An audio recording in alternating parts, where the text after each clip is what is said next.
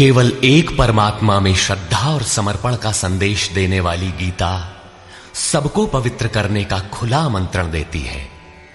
सृष्टि में कहीं भी रहने वाले अमीर अथवा गरीब, कुलीन तथा आदिवासी, पुण्यात्मा और पापी, स्त्री और पुरुष, सदाचारी एवं अत्यंत दुराचारी, सबका इसमें प्रवेश है।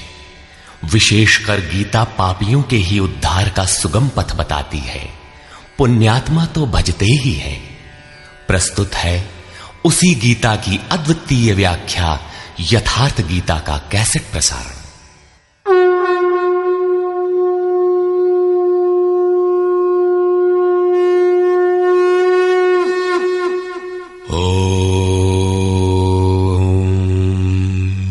श्री परमात्मने नमः।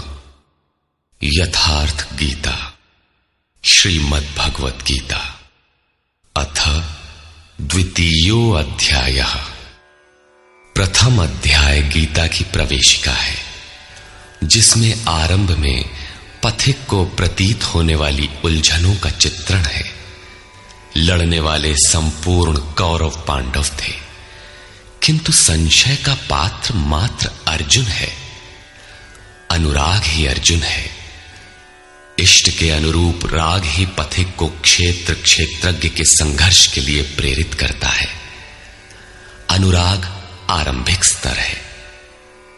पूज्य महाराज जी कहते थे, सदगृहस्थ आश्रम में रहते हुए ग्लानि होने लगे, अश्रुपात होता हो, कंठ अवरुद्ध होता हो, तो समझना कि यहीं से भजन आरंभ हो गया।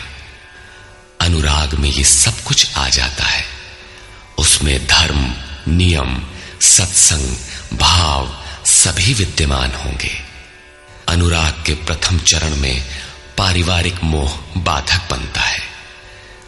पहले सभी चाहते हैं कि हम उस परम सत्य को प्राप्त कर लें, किंतु आगे बढ़ने पर वो देखता है कि इन मधुर संबंधों का उच्छेद करना होगा।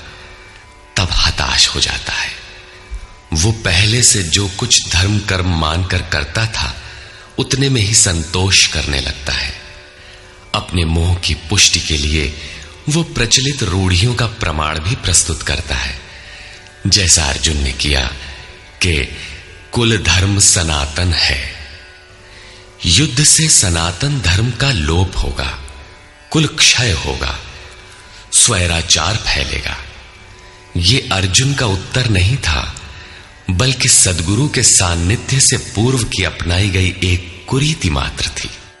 इन्हीं कुरीतियों में फंसकर मनुष्य पृथक पृथक धर्म, अनेक संप्रदाय, छोटे बड़े गुट और असंख्य जातियों की रचना कर लेता है। कोई नाक दबाता है, कोई कान फाड़ता है। किसी के छूने से धर्म नष्ट होता है, तो कहीं रोटी पानी से धर्म नष्ट होता है। तो क्या अछूत या छूने वालों का दोष है? कदापि नहीं। दोष हमारे भ्रमदाताओं का है। धर्म के नाम पर हम कुरीति के शिकार हैं, इसलिए दोष हमारा है।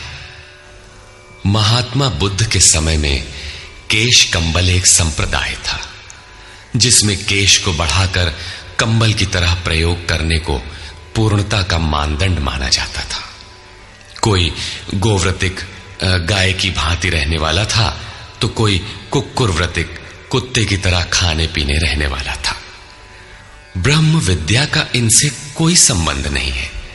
संप्रदाय और कुरीतियां पहले भी थीं, आज भी हैं।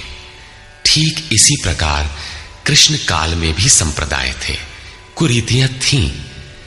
उनमें से एकाध कुरीति का शिकार अर्जुन भी था। उसने 4 तर्क प्रस्तुत किए। 1, ऐसे युद्ध से सनातन धर्म नष्ट हो जाएगा। 2, वर्ण संकर पैदा होगा। 3, पिंडोदक क्रिया लोप होगी। और 4, हम लोग कुलक्षय द्वारा महान पाप करने को उद्यत हुए हैं। इस पर योगेश्वर श्री कृष्ण ने कहा, संजय उवाच।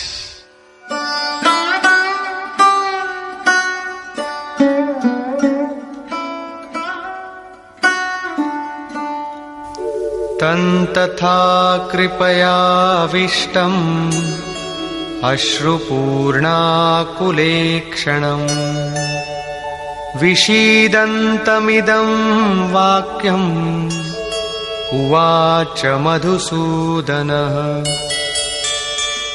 करुणा से व्याप्त अश्रुपूर्ण व्याकुल नेत्रों वाले उस अर्जुन के प्रति मधुसूदन, मद का विनाश करने वाले भगवान ने ये वचन कहा। श्री भगवान उवाच।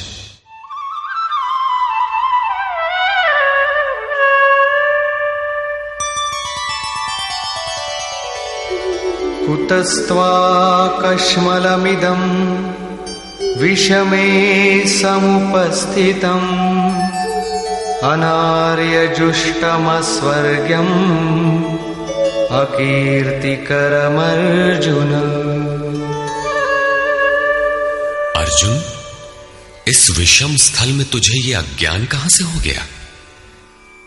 विषम स्थल अर्थात जिसकी समता का सृष्टि में कोई स्थल है ही नहीं, पारलौकिक है लक्ष्य जिसका, उस निर्विवाद स्थल पर तुझे अज्ञान कहां से हुआ? अज्ञान क्यों? अर्जुन तो सनातन धर्म की रक्षा के लिए कटिबद्ध है। क्या सनातन धर्म की रक्षा के लिए प्राणपण से तत्पर होना अज्ञान है? श्री कृष्ण कहते हैं, हां, ये अज्ञान है। न तो संभावित पुरुषों द्वारा इसका आचरण किया गया है, न स्वर्ग ही देने वाला है और न ये कीर्ति को ही करने वाला है। सन्मार्ग पर जो दृढ़तापूर्वक आरूढ़ है उसे आर्य कहते हैं। परिवार के लिए मरना मिटना यदि अज्ञान न होता तो महापुरुष उस पर अवश्य चले होते। यदि कुल धर्म ही सत्य होता तो स्वर्ग और कल्याण की निःश्रेणी अवश्य बनता। ये कीर्तिदायक भी नहीं है। मीरा भजन करने लगी तो लोग कहें मीरा भई बावरी, सास कहे कुल नाशी रे। जिस परिवार, कुल और मर्यादा के लिए मीरा की सास बिलख रही थी, आज उस कुलवंती सास को कोई नहीं जानता। मीरा को विश्व जानता है। ठीक इसी प्रकार परिवार के लिए जो परेशान हैं, उनकी भी कीर्ति कब तक रहेगी? जिसमें कीर्ति नहीं, कल्याण नहीं, श्रेष्ठ पुरुषों ने भूल कर भी जिसका आचरण नहीं किया, तो सिद्ध है कि वह अज्ञान है। अतः क्लैब्यमास्मगमः पार्थ नैतत्त्वय्युपपद्यते क्षुद्रं हृदय दौर्बल्यं त्यक्त्वोत्तिष्ठ परन्तप। अर्जुन, नपुंसकता को मत प्राप्त हो। क्या अर्जुन नपुंसक था? क्या आप पुरुष हैं? नपुंसक वो है जो पौरुष से हीन हो। सब अपनी समझ से पुरुषार्थ ही तो करते हैं। किसान रात दिन खून पसीना एक करके खेत में पुरुषार्थ ही तो करता है। कोई व्यापार में पुरुषार्थ समझता है तो कोई पद का दुरुपयोग करके पुरुषार्थी बनता है। जीवन भर पुरुषार्थ करने पर भी खाली हाथ जाना पड़ता है। स्पष्ट है कि यह पुरुषार्थ नहीं है। शुद्ध पुरुषार्थ है आत्मदर्शन। गार्गी ने याज्ञवल्क्य से कहा, नपुंसक पुमान ज्ञेयो यो न वेत्ति हृदि स्थितम पुरुषम स्वप्रकाशम तस्मानंदात्मानमव्ययम्। वो पुरुष होते हुए भी नपुंसक है जो हृदयस्थ आत्मा को नहीं पहचानता। वो आत्मा ही पुरुष स्वरूप, स्वयं प्रकाश, उत्तम आनंद युक्त और अव्यक्त है। उसे पाने का प्रयास ही पौरुष है। अर्जुन, तू नपुंसकता को न प्राप्त हो, ये तेरे योग्य नहीं है। हे परम तप, हृदय की इस क्षुद्र दुर्बलता को त्याग कर युद्ध के लिए खड़ा हो। इस पर अर्जुन ने तीसरा प्रश्न प्रस्तुत किया। अर्जुन उवाच।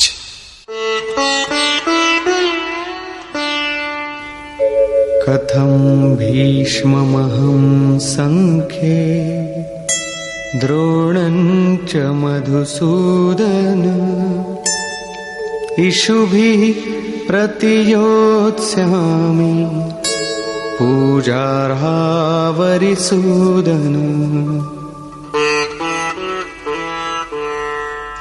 अहंकार का शमन करने वाले मधुसूदन, मैं रणभूमि में पितामह भीष्म और आचार्य द्रोण से किस प्रकार बाणों से युद्ध करूंगा, क्योंकि अरिसूदन वे दोनों ही पूजनीय हैं। द्वैत ही द्रोण है। प्रभु अलग हैं, हम अलग हैं। द्वैत का यह भान ही प्राप्ति की प्रेरणा का आरंभिक स्रोत है। यही द्रोणाचार्य का गुरुत्व है। भ्रम ही भीष्म है। जब तक भ्रम है तभी तक बच्चे, परिवार, रिश्तेदार सभी अपने लगते हैं। अपना लगने में भ्रम ही माध्यम है। आत्मा इन्हीं को पूज्य मानकर इनके साथ रहता है कि ये पिता हैं, दादा हैं, कुलगुरु हैं इत्यादि। साधन के पूर्ति काल में गुरु न चेला, पुरुष अकेला। न बंधुर न मित्रम गुरुर्नैव शिष्यः चिदानंद रूपः शिवोहम शिवोहम। जब चित्त उस परम आनंद में विलय हो जाता है तब न गुरु ज्ञान दाता और न शिष्य ग्रहण करता ही रह जाता है। यही परम की स्थिति है। गुरु का गुरुत्व प्राप्त कर लेने पर गुरुत्व एक जैसा हो जाता है। श्री कृष्ण कहते हैं, अर्जुन तुम मुझ में निवास करेगा। जैसे श्री कृष्ण वैसा ही अर्जुन, और ठीक वैसा ही प्राप्ति वाला महापुरुष हो जाता है। ऐसी अवस्था में गुरु का भी विलय हो जाता है। गुरुत्व हृदय में प्रवाहित हो जाता है। अर्जुन गुरु पद की ढाल बनाकर इस संघर्ष में प्रवृत्त होने से कतराना चाहता है। वो कहता है,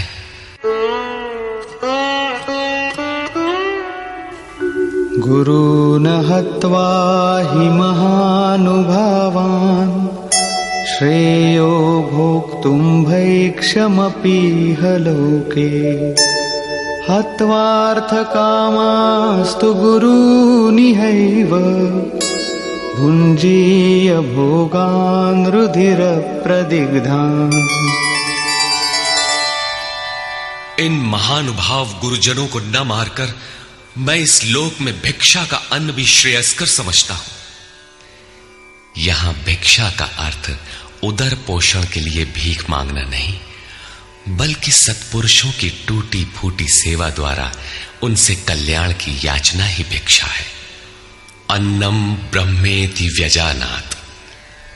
अन्न एकमात्र परमात्मा है, जिसे प्राप्त करके आत्मा सदा के लिए तृप्त हो जाता है, कभी अतृप्त नहीं रहता। हम महापुरुषों की सेवा और याचना द्वारा शनैः शनैः ब्रह्म पीयूष प्राप्त करें, किंतु ये परिवार न छूटे। यही अर्जुन के भिक्षान्न की कामना है। संसार में अधिकांश लोग ऐसा ही करते हैं। वे चाहते हैं कि पारिवारिक स्नेह संबंध न मारना पड़े और मुक्ति भी शनैः शनैः मिल जाए, किंतु चलने वाले पथिक के लिए, जिसके संस्कार इनसे ऊपर है, जिसमें संघर्ष की क्षमता है, स्वभाव में क्षत्रियत्व प्रवाहित है, उसके लिए इस भिक्षान्न का विधान नहीं है। स्वयं न करके याचना करना भिक्षान्न है।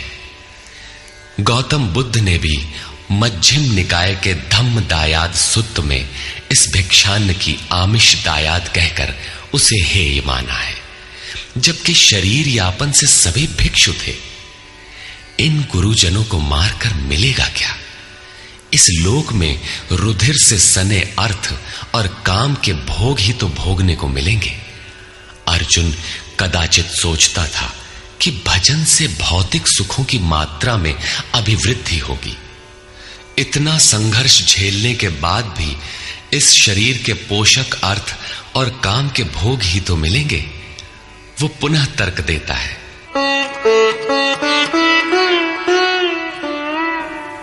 न चैतद्विद्मः कतरन्नो गरीयो यद्वा जयेम यदि वा नो जयेयुः यानेव हत्वा न जिजीविषामः तेव स्थिताः प्रमुखे धार्तराष्ट्राः। ये भी निश्चित नहीं है कि वो भोग मिलेगा ही। ये भी हम नहीं जानते कि हमारे लिए क्या करना श्रेयस्कर है, क्योंकि जो कुछ हमने कहा वो अज्ञान प्रमाणित हो गया। ये भी ज्ञात नहीं है कि हम जीतेंगे अथवा वे ही जीतेंगे। जिन्हें मारकर हम जीना भी नहीं चाहते, वे ही धृतराष्ट्र के पुत्र हमारे सामने खड़े हैं। अज्ञान रूपी धृतराष्ट्र से उत्पन्न मोह इत्यादि स्वजन समुदाय मिट ही जाएंगे, तब हम जीकर ही क्या करेंगे। अर्जुन पुनः सोचता है कि जो कुछ हमने कहा कदाचित ये भी अज्ञान हो, अतः प्रार्थना करता है। कार्पण्यदोषोपहतः स्वभावः पृच्छामि त्वां धर्मसम्मूढचेताः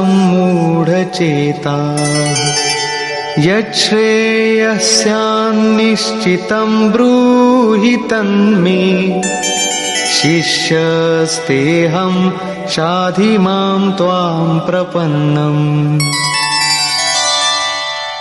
कायरता के दोष से नष्ट स्वभाव वाला, धर्म के विषय में सर्वथा मोहित चित्त हुआ मैं आपसे पूछता हूं, जो कुछ निश्चित परम कल्याणकारी हो वो साधन मेरे लिए कहिए। यहां अर्जुन ने पूर्ण समर्पण कर दिया। अभी तक वो श्री कृष्ण को अपने स्तर का ही समझता था, अनेक विद्याओं में अपने को कुछ आगे ही मानता था। यहां उसने अपनी बागडोर श्री कृष्ण को वस्तुतः सौंप दी। सद्गुरु पूर्ति पर्यंत हृदय में रहकर साधक के साथ चलते हैं। यदि वे साथ न रहे तो साधक पार न हो। युवा कन्या के परिवार वाले जिस प्रकार शादी विवाह तक उसको संयम की शिक्षा देते हुए संभाल ले जाते हैं, ठीक उसी प्रकार सद्गुरु अपने शिष्य की अंतरात्मा से रथी होकर उसे प्रकृति की घाटियों से निकालकर पार कर देते हैं। अर्जुन निवेदन करता है कि भगवान, एक बात और है। नहि प्रपश्यामि ममापनुद्यात् यच्छोकमुच्छोषणमिन्द्रियाणाम् अवाप्य भूमावसपत्नमृद्धम् राज्यं सुराणामपि चाधिपत्यम्। भूमि पर निष्कंटक धन धान्य संपन्न राज्य को और देवताओं के स्वामीपन इंद्र पद को पाकर भी मैं उस उपाय को नहीं देखता जो मेरी इंद्रियों को सुखाने वाले शोक को दूर कर सके। जब शोक बना ही है तो ये सब लेकर ही मैं क्या करूंगा। यदि इतना ही मिलना है तो क्षमा करें। अर्जुन ने सोचा, अब इसके आगे बतावेंगे भी क्या। संजय उवाच। एवमुक्त्वा ऋषिकेशं गुडाकेशः परन्तप न योत्स्यैति गोविन्दम् उक्त्वा तूष्णीं बभूवः। संजय बोला, हे राजन, मोह निशाजयी अर्जुन ने हृदय के सर्वज्ञ श्री कृष्ण से ये कहकर कि गोविंद, मैं युद्ध नहीं करूंगा, चुप हो गया। अभी तक अर्जुन की दृष्टि पौराणिक है, जिसमें कर्म कांडों के साथ भोगों की उपलब्धि का विधान है, जिसमें स्वर्ग ही सब कुछ माना जाता है, जिस पर श्री कृष्ण प्रकाश डालेंगे कि ये विचारधारा भी गलत है। तमुवाच ऋषिकेशः प्रहसन्निव भारत सेनयोरुभयोर्मध्ये विषीदन्तमिदं वचः। उसके उपरांत हे भरतवंशी धृतराष्ट्र, अंतर्यामी योगेश्वर श्री कृष्ण ने दोनों सेनाओं के बीच में उस शोक युक्त अर्जुन को हंसते हुए से ये वचन कहा। श्री भगवान उवाच। अशोचानन्वशोचस्त्वं प्रज्ञावादांश्च भाषसे गतासु न गतासूश्च नानुशोचन्ति पंडिताः। अर्जुन, तू न शोक करने योग्यों के लिए शोक करता है और पंडितों के से वचन कहता है, किंतु बुद्धि संपन्न पंडित जन जिनके प्राण चले गए हैं उनके लिए तथा जिनके प्राण नहीं गए हैं उनके लिए भी शोक नहीं करते। तू पंडितों जैसी बातें भर करता है, वस्तुतः ज्ञाता है नहीं, क्योंकि न त्वेवाहं जातु नासं न त्वन्नेमे जनाधिपाः न चैव न भविष्यामः सर्वे वयमतः परम्। न तो ऐसा ही है कि मैं अर्थात सद्गुरु किसी काल में नहीं था, अथवा तू अनुरागी अधिकारी अथवा जनाधिपाह राजा लोग अर्थात राजसी वृत्ति में पाए जाने वाला अहम नहीं था, और न ऐसा ही है कि आगे हम सब नहीं रहेंगे। सद्गुरु सदैव रहता है, अनुरागी सदैव रहते हैं। यहां योगेश्वर ने योग की अनादिता पर प्रकाश डालते हुए भविष्य में भी उसकी विद्यमानता पर बल दिया। मरने वालों के लिए शोक न करने के लिए कारण बताते हुए उन्होंने कहा, देहिनोऽस्मिन् यथा देहे कौमारं यौवनं जरा तथा देहान्तरप्राप्तिः धीरस्तत्र न मुह्यति। जैसे जीवात्मा की इस देह में कुमार, युवा और वृद्ध अवस्था होती है, वैसे ही अन्य अन्य शरीर प्राप्ति। इसलिए धीर पुरुष मोहित नहीं होता है। कभी आप बालक थे, शनैः शनैः युवा हुए, तब आप मर तो नहीं गए, पुनः वृद्ध हुए, पुरुष एक ही है। उसी प्रकार लेश मात्र भी दरार नए देह की प्राप्ति पर नहीं पड़ती। कलेवर का यह परिवर्तन तब तक चलेगा जब तक परिवर्तन से परे वस्तु नहीं मिल जाती। मात्रा स्पर्शास्तु कौन्तेय शीतोष्ण सुख दुःखदाः आगमापायिनो नित्याः तां स्थितिक्षस्व भारत। हे कुंती पुत्र, सुख दुख, सर्दी और गर्मी को देने वाले इंद्रियों और विषयों के संयोग तो अनित्य हैं, क्षण भंगुर हैं। अतः भरतवंशी अर्जुन, तू इसका त्याग कर। अर्जुन इंद्रिय और विषय के संयोग जन्य सुख का स्मरण करके ही विकल था। कुल धर्म, कुल गुरुओं की पूज्यता इत्यादि इंद्रियों के लगाव के अंतर्गत है। ये क्षणिक हैं, झूठे हैं, नाशवान हैं। विषयों का संयोग न सदैव मिलेगा और न सदैव इंद्रियों में क्षमता ही रहेगी। अतः अर्जुन, तू इनका त्याग कर, सहन कर। क्यों? क्या हिमालय की लड़ाई थी जो अर्जुन सर्दी सहन करता? अथवा क्या ये रेगिस्तान की लड़ाई है जहां अर्जुन गर्मी सहन करे? कुरुक्षेत्र जैसा कि लोग बाहर बताते हैं समशीतोष्ण स्थली है। कुल 18 दिन तो लड़ाई हुई, इतने में कहां जाड़ा गर्मी बीत गई। वस्तुतः सर्दी गर्मी, दुख सुख, मान अपमान का सहन करना एक योगी पर निर्भर करता है। यह हृदय देश की लड़ाई का चित्रण है। बाहर युद्ध के लिए गीता नहीं कहती। यह क्षेत्र क्षेत्रज्ञ का संघर्ष है, जिसमें आसुरी संपद का सर्वथा शमन कर परमात्मा में स्थिति दिलाकर दैवी संपद भी शांत हो जाती है। जब विकार है ही नहीं तो सजातीय प्रवृत्तियां किस पर आक्रमण करें? अतः पूर्णत्व के साथ वे भी शांत हो जाती हैं, इससे पहले नहीं। गीता अंतर्देश की लड़ाई का चित्रण है। इस त्याग से मिलेगा क्या, इससे लाभ क्या है, इस पर श्री कृष्ण कहते हैं, यम हि न व्यथयन्त्येते पुरुषं पुरुषर्षभ समदुःख सुखं धीरं सोमृतत्वाय कल्पते। क्योंकि हे पुरुष श्रेष्ठ, दुख सुख को समान समझने वाले जिस धीर पुरुष को इंद्रियों और विषयों के संयोग व्यथित नहीं कर पाते, वो मृत्यु से परे अमृत तत्व की प्राप्ति के योग्य हो जाता है। यहां श्री कृष्ण ने एक उपलब्धि अमृत की चर्चा की। अर्जुन सोचता था कि युद्ध के परिणाम में स्वर्ग मिलेगा या पृथ्वी, किंतु श्री कृष्ण कहते हैं कि न स्वर्ग मिलेगा और न पृथ्वी, बल्कि अमृत मिलेगा। अमृत क्या है?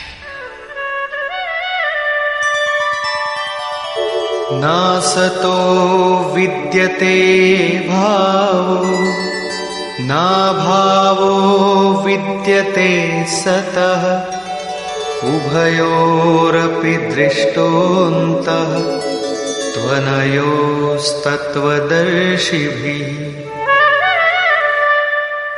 अर्जुन, असत वस्तु का अस्तित्व नहीं है, वो है ही नहीं, उसे रोका नहीं जा सकता, और सत्य का तीनों काल में अभाव नहीं है, उसे मिटाया नहीं जा सकता।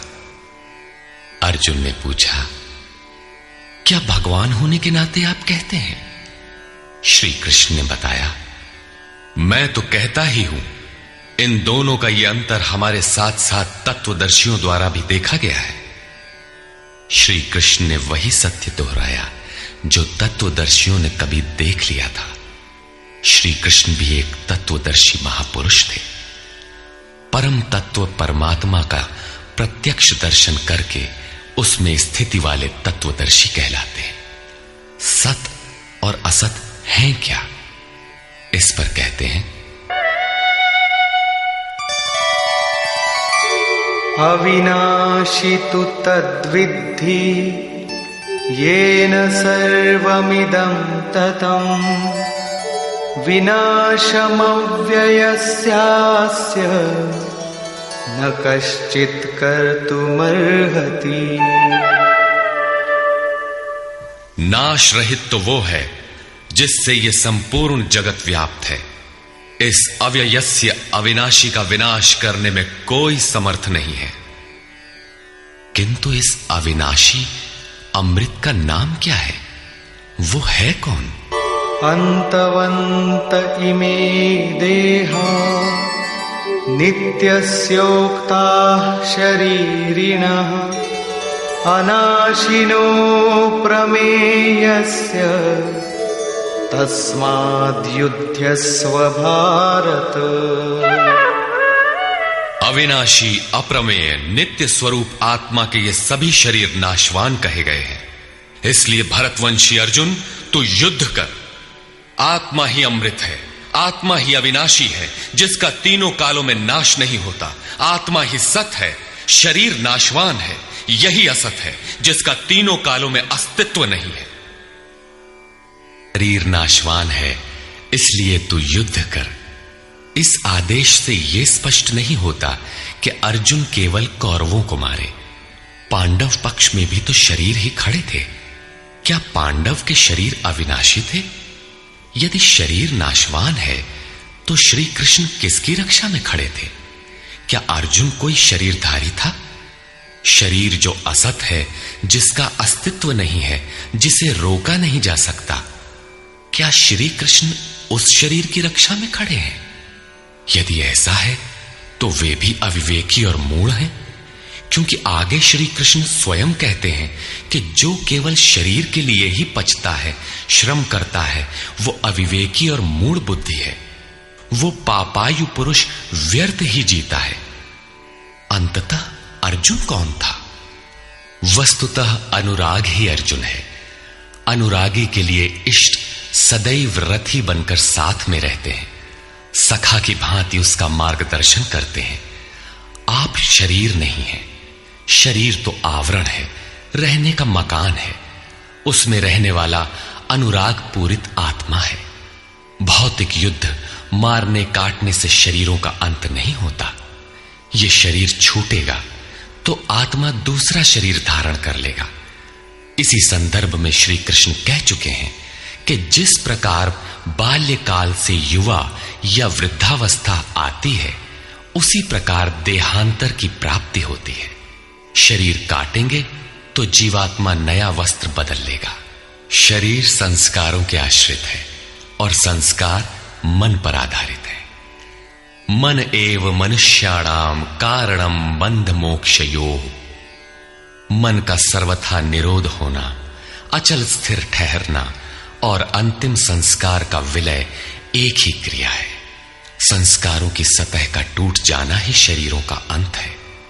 इसे तोड़ने के लिए आपको आराधना करनी होगी, जिसे श्री कृष्ण ने कर्म या निष्काम कर्मयोग की संज्ञा दी है।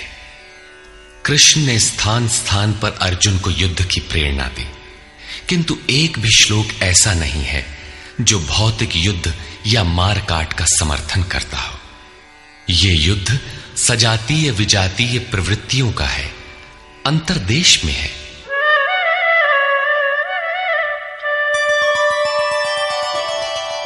य एनं वेत्ति हन्तारम् यश्चैनं मन्यते हतम् उभौ तौ न विजानीतो नायं हन्ति न हन्यते। जो इस आत्मा को मारने वाला मानता है तथा जो इस आत्मा को मरा हुआ समझता है, वे दोनों ही आत्मा को नहीं जानते, क्योंकि ये आत्मा न तो मारता है और न मारा ही जाता है। पुनः इसी पर बल देते हैं।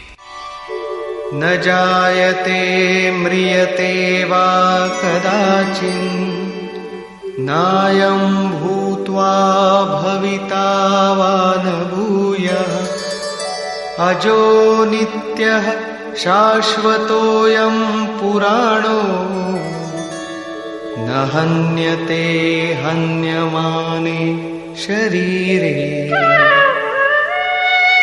ये आत्मा किसी काल में न तो जन्मता है और न मरता है, क्योंकि ये वस्त्र ही तो बदलता है। न ये आत्मा होकर अन्य कुछ होने वाला है, क्योंकि यह अजन्मा है, नित्य है, शाश्वत और पुरातन है। शरीर के नाश होने पर भी उसका नाश नहीं होता। आत्मा ही सत्य है, आत्मा ही पुरातन है, आत्मा ही शाश्वत और सनातन है। आप कौन है? सनातन धर्म के अनुयायी। सनातन कौन है? आत्मा। आप आत्मा के अनुयायी हैं। आत्मा, परमात्मा और ब्रह्म एक दूसरे के पर्याय हैं। आप कौन है? शाश्वत धर्म के उपासक। शाश्वत कौन है? आत्मा। अर्थात हम आप आत्मा के उपासक हैं। यदि आप आत्मिक पथ को नहीं जानते तो आपके पास शाश्वत सनातन नाम की कोई वस्तु नहीं है। उसके लिए आप आहें भरते हैं तो प्रत्याशी अवश्य है, किंतु सनातन धर्मी नहीं है। सनातन धर्म के नाम पर किसी कुरीति के शिकार हैं। देश विदेश में मानव मात्र में आत्मा एक ही जैसा है। इसलिए विश्व में कहीं भी कोई आत्मा की स्थिति दिलाने वाली क्रिया जानता है और उस पर चलने के लिए प्रयत्नशील है, तो वो सनातन धर्मी है। चाहे वो अपने को ईसाई, मुसलमान, यहूदी या कुछ भी क्यों न कह ले। वेदा विनाशिनं नित्यं य एनमजमव्ययम् कथं स पुरुषः पार्थ कं घातयति हन्तिकम्। पार्थिव शरीर को रथ बनाकर ब्रह्म रूपी लक्ष्य पर अचूक निशाना लगाने वाला पृथा पुत्र अर्जुन, जो पुरुष इस आत्मा को नाश रहित, नित्य, अजन्मा और अव्यक्त जानता है, वो पुरुष कैसे किसी को मरवाता है और कैसे किसी को मारता है। अविनाशी का विनाश असंभव है, अजन्मा जन्म नहीं लेता, अतः शरीर के लिए शोक नहीं करना चाहिए। इसी को उदाहरण से स्पष्ट करते हैं।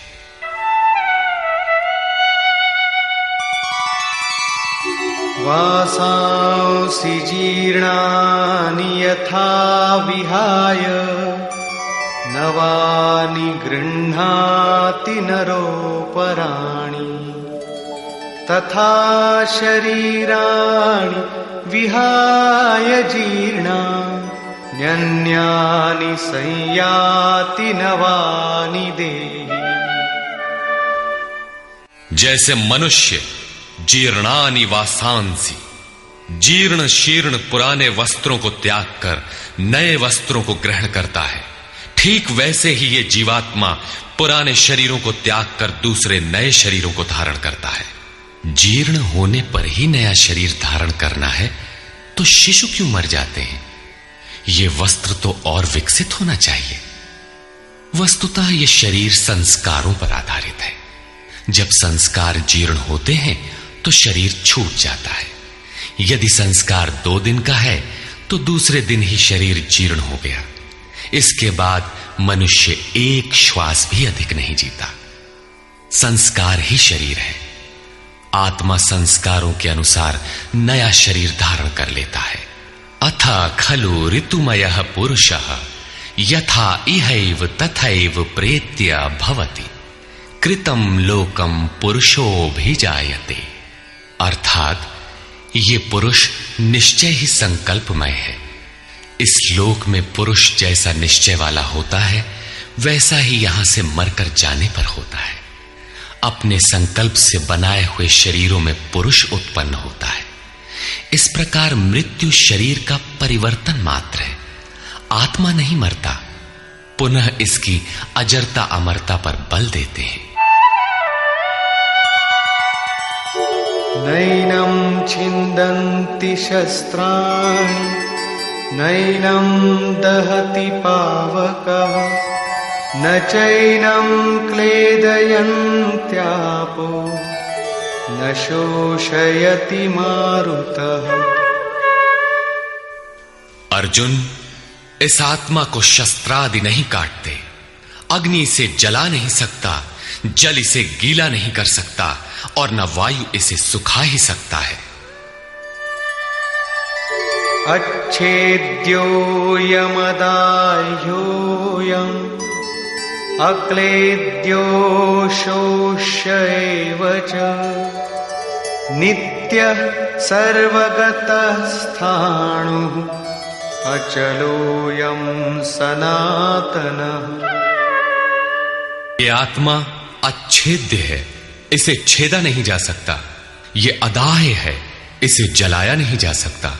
ये अक्लेद्य है, इसे गीला नहीं किया जा सकता। आकाश इसे अपने में समाहित नहीं कर सकता।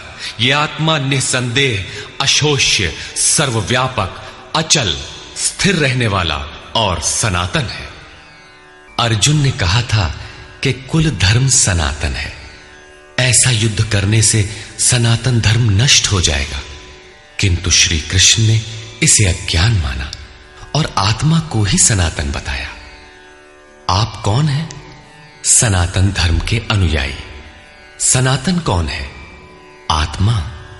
यदि आप आत्मा पर्यंत दूरी तय करने वाली विधि विशेष से अवगत नहीं हैं, तो आप सनातन धर्म नहीं जानते। इसका कुपरिणाम सांप्रदायिकता में फंसे धर्म भीरू लोगों को भोगना पड़ रहा है। जब मैटर क्षेत्र में पैदा होने वाली कोई वस्तु इस सनातन का स्पर्श नहीं कर सकती, तो छूने खाने से सनातन धर्म नष्ट कैसे हो सकता है? यह धर्म नहीं, एक कुरीति परिस्थिति थी जिससे भारत में सांप्रदायिक वैमनस्य बढ़ा और राष्ट्रीय एकता की आज भी समस्या बनी हुई है। धर्म की शरण हम क्यों जाते हैं? क्योंकि हम मरण धर्मा हैं और धर्म कोई ठोस चीज है जिसकी शरण जाकर हम भी अमर हो जाएं। हम तो मारने से मरेंगे और ये धर्म केवल छूने और खाने से मर जाएगा, तो हमारी क्या रक्षा करेगा? धर्म तो आपकी रक्षा करता है, आपसे शक्तिशाली है। आप तलवार से मरेंगे और धर्म वो छूने से नष्ट हो गया। कैसा है आपका धर्म? कुरीतियां नष्ट होती हैं, न कि सनातन।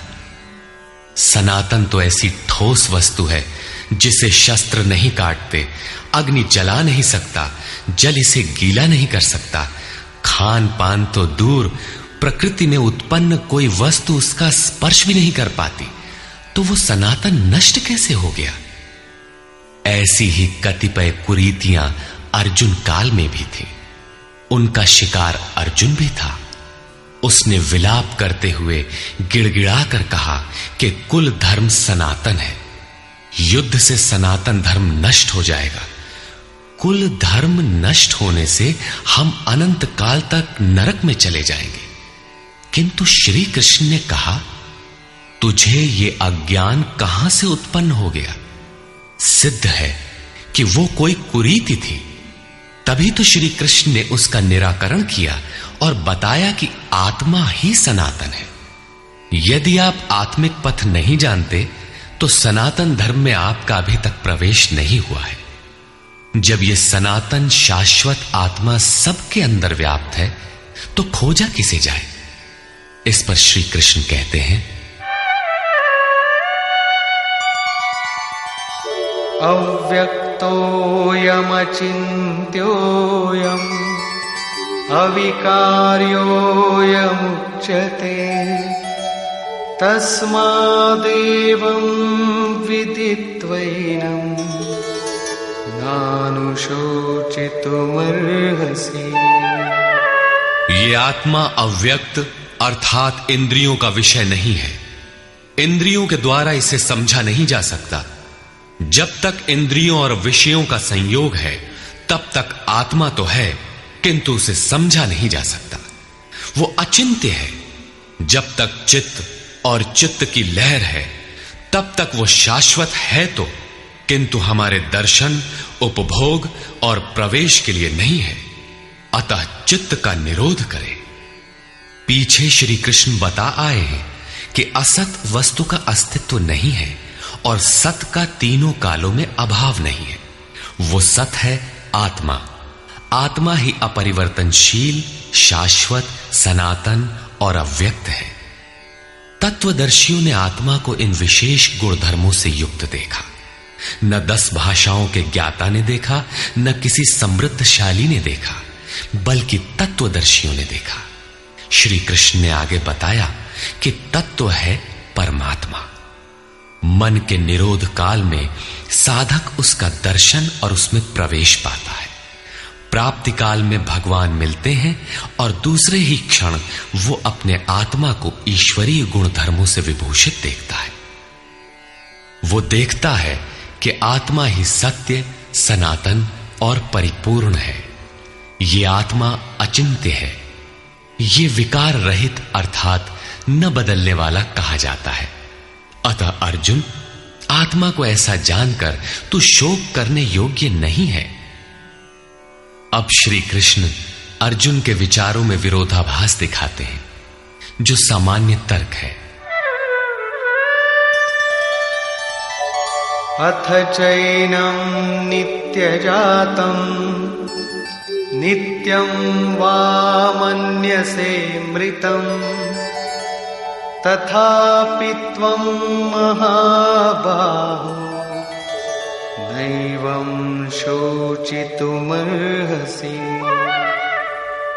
यदि तू इसे सदैव जन्मने वाला और सदा मरने वाला माने तब भी तुझे शोक नहीं करना चाहिए, क्योंकि जातस्य हि ध्रुवो मृत्युः ध्रुवं जन्म मृतस्य च तस्मादपरिहार्येऽर्थे न त्वं शोचितुमर्हसि।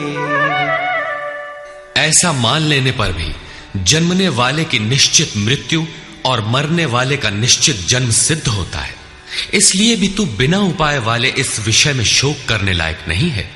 जिसका कोई इलाज नहीं, उसके लिए शोक करना एक अन्य दुख को आमंत्रित करना है। अव्यक्त व्यक्तादीनि भूतानि व्यक्तमध्यानि भारत अव्यक्तनिधनान्येव तत्र का परिदेवना। अर्जुन, संपूर्ण प्राणी जन्म से पहले बिना शरीर वाले और मरने के बाद भी बिना शरीर वाले हैं। जन्म के पूर्व और पश्चात भी दिखाई नहीं पड़ते, केवल जन्म मृत्यु के बीच में ही शरीर धारण किए हुए दिखाई देते हैं। अतः इस परिवर्तन के लिए व्यर्थ की चिंता क्यों करते हो? इस आत्मा को देखता कौन है? इस पर कहते हैं, आश्चर्यवत् पश्यति कश्चिदेनम् आश्चर्यवद् वदति तथैव चान्यः आश्चर्यवच्चैनमन्यः शृणोति श्रुत्वाप्येनं वेद न चैव कश्चित्। पहले श्री कृष्ण ने कहा था कि इस आत्मा को तत्वदर्शियों ने देखा है। अब तत्व दर्शन की दुर्लभता पर प्रकाश डालते हैं कि कोई विरला महापुरुष ही इस आत्मा को आश्चर्य की तरह देखता है, सुनता नहीं प्रत्यक्ष देखता है। और वैसे ही दूसरा कोई महापुरुष ही आश्चर्य की तरह इसके तत्व को कहता है। जिसने देखा है वही यथार्थ कह सकता है। दूसरा कोई विरला साधक इसे आश्चर्य की भांति सुनता है। सब सुनते भी नहीं, क्योंकि ये अधिकारी के लिए ही है। हे अर्जुन, कोई कोई तो सुनकर भी इस आत्मा को नहीं जान पाते, क्योंकि साधन पार नहीं लगता। आप लाख ज्ञान की बातें सुने, समझें, बाल की खाल निकाल कर समझें, लालायित भी रहें, किंतु मोह बड़ा प्रबल है। थोड़ी देर बाद ही आप अपनी सांसारिक व्यवस्थाओं में लिप्त मिलेंगे। अंत में श्री कृष्ण निर्णय देते हैं, देहि नित्यमवध्योऽयं देहे सर्वस्य भारत तस्मात् सर्वाणि भूतानि न त्वं शोचितुमर्हसि। अर्जुन, ये आत्मा सबके शरीर में सदैव अवध्य है, अकाट्य है। इसलिए संपूर्ण भूत प्राणियों के लिए तो शोक करने योग्य नहीं है। आत्मा ही सनातन है। इस तथ्य का प्रतिपादन करके, इसका प्रभुता सहित वर्णन करके यह प्रश्न यहीं पूरा हो जाता है। अब प्रश्न खड़ा होता है कि इसकी प्राप्ति कैसे हो। संपूर्ण गीता में इसके लिए दो ही मार्ग हैं। पहला निष्काम कर्म योग और दूसरा ज्ञान योग। दोनों मार्गों में किया जाने वाला कर्म एक ही है। उस कर्म की अनिवार्यता पर बल देते हुए योगेश्वर श्री कृष्ण ज्ञान योग के विषय में कहते हैं, स्वधर्ममपि चावेक्ष्य न विकम्पितुमर्हसि धर्म्याद्धियुद्धात् श्रेयोऽन्यत् क्षत्रियस्य न विद्यते। अर्जुन, स्वधर्म देखकर भी तू भय करने योग्य नहीं है, क्योंकि धर्म संयुक्त युद्ध से बढ़कर अन्य कोई परम कल्याणकारी मार्ग क्षत्रिय के लिए नहीं है। अभी तक तो आत्मा शाश्वत है, आत्मा सनातन है, वही एकमात्र धर्म है कहा गया है। अब ये स्वधर्म कैसा? धर्म तो एकमात्र आत्मा ही है, वो तो अचल स्थिर है, तो धर्माचरण क्या? किंतु इस आत्म पथ में प्रवृत्त होने की क्षमता हर व्यक्ति की अलग अलग होती है। स्वभाव से उत्पन्न इस क्षमता को स्वधर्म कहा गया है। इसी एक सनातन आत्मिक पथ पर चलने वाले साधकों को महापुरुष ने स्वभाव से उनकी क्षमता के अनुसार 4 श्रेणियों में बांटा: शूद्र, वैश्य, क्षत्रिय और ब्राह्मण। साधना की प्रारंभिक अवस्था में प्रत्येक साधक शूद्र अर्थात अल्पज्ञ होता है। घंटों भजन में बैठने पर वो 10 मिनट भी अपने पक्ष में नहीं पाता। वो प्रकृति के माया जाल को काट नहीं पाता। इस अवस्था में महापुरुष की सेवा से उसके स्वभाव में सद्गुण आते हैं। वो वैश्य श्रेणी का साधक बन जाता है। आत्मिक संपत्ति ही स्थिर संपत्ति है। इसका वो शनैः शनैः संग्रह और गोपालन अर्थात इंद्रियों की सुरक्षा करने में सक्षम हो जाता है।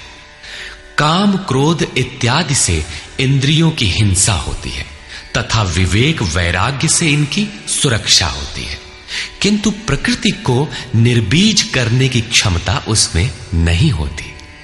क्रमशः उन्नति करते करते साधक के अंतःकरण में तीनों गुणों को काटने की क्षमता अर्थात क्षत्रियत्व आ जाता है। इसी स्तर पर प्रकृति और उसके विकारों को नाश करने की क्षमता आ जाती है। इसलिए युद्ध यहीं से आरंभ होता है। क्रमशः साधन करके साधक ब्राह्मणत्व की श्रेणी में बदल जाता है। इस समय मन का शमन, इंद्रियों का दमन, धारावाही चिंतन, सरलता, अनुभव, ज्ञान इत्यादि लक्षण साधक में स्वाभाविक प्रवाहित होते हैं। इन्हीं के अनुष्ठान से चलकर क्रमशः वो ब्रह्म में प्रवेश पा जाता है, जहां वो ब्राह्मण भी नहीं रह जाता। विदेह राजा जनक की सभा में महर्षि याज्ञवल्क्य ने चाक्रायण, उशस्ति, कहोल, आरुणि, उद्यालक और गार्गी के प्रश्नों का समाधान करते हुए बताया कि आत्म साक्षात्कार का पूर्णतया संपादन करने वाला ही ब्राह्मण होता है। ये आत्मा ही लोक, परलोक और समस्त प्राणियों को भीतर से नियमित करता है। सूर्य, चंद्रमा, पृथ्वी, जल, वायु, अग्नि, तारागण, अंतरिक्ष, आकाश एवं प्रत्येक क्षण इस आत्मा के ही प्रशासन में है। ये तुम्हारा आत्मा अंतर्यामी अमृत है। आत्मा अक्षर है, इससे भिन्न सब नाशवान है। जो कोई इसी लोक में इस अक्षर को न जानकर हवन करता है, तप करता है, हजारों वर्षों तक यज्ञ करता है, उसका ये सब कर्म नाशवान है। जो कोई भी इस अक्षर को जाने बिना इस लोक से मरकर जाता है, वो दयनीय है, कृपण है, और जो इस अक्षर को जानकर इस लोक से मरकर जाता है, वो ब्राह्मण है। अर्जुन क्षत्रिय श्रेणी का साधक है। श्री कृष्ण कहते हैं कि क्षत्रिय श्रेणी के साधक के लिए युद्ध के अतिरिक्त कोई कल्याणकारक रास्ता है ही नहीं। प्रश्न उठता है कि क्षत्रिय है क्या?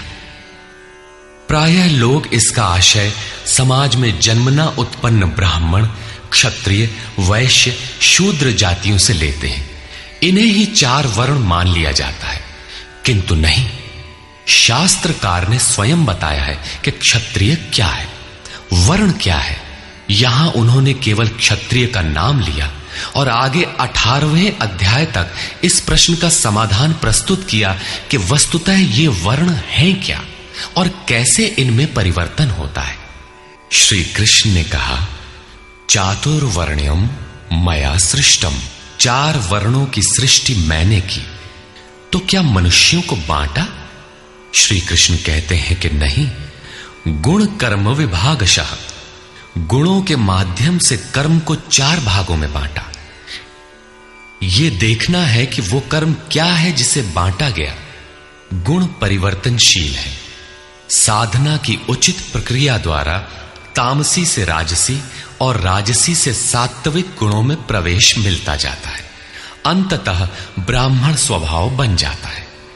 उस समय ब्रह्म में प्रवेश दिला देने वाली सारी योग्यताएं उस साधक में रहती हैं। वर्ण संबंधी प्रश्न यहां से आरंभ होकर 18वें अध्याय में जाकर पूर्ण होता है। श्री कृष्ण की मान्यता है, श्रेयान् स्वधर्मो विगुणः परधर्मात् स्वनुष्ठितात्।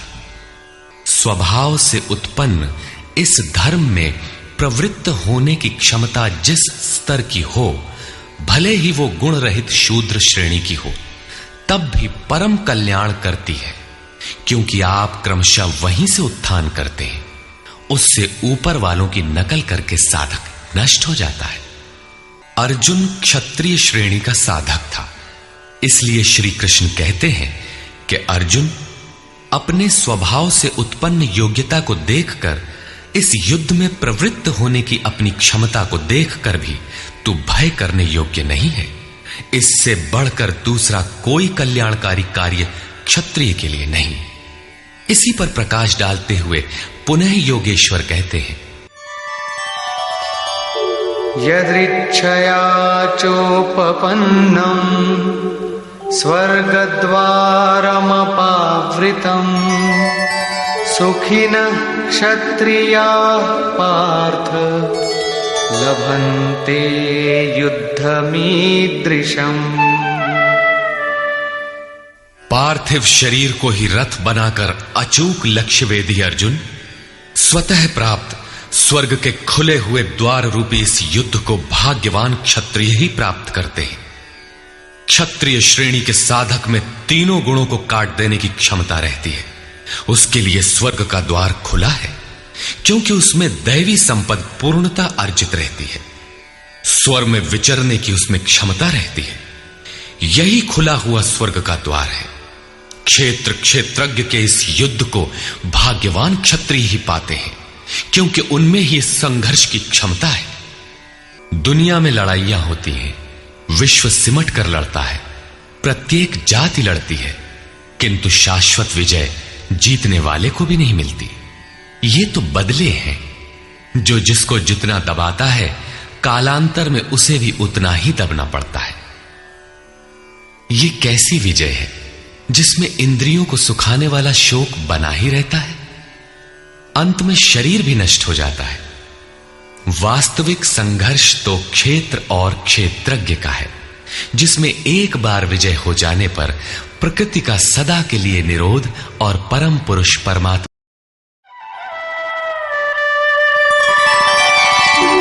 अथ चेत्त्वमिमं धर्म्यं संग्रामं न करिष्यसि ततः स्वधर्मं कीर्तिं च हित्वा पापमवाप्स्यसि।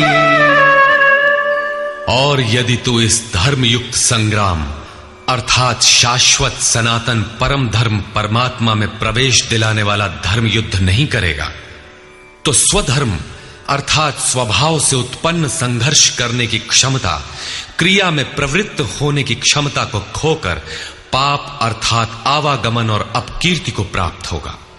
अपकीर्ति पर प्रकाश डालते हैं।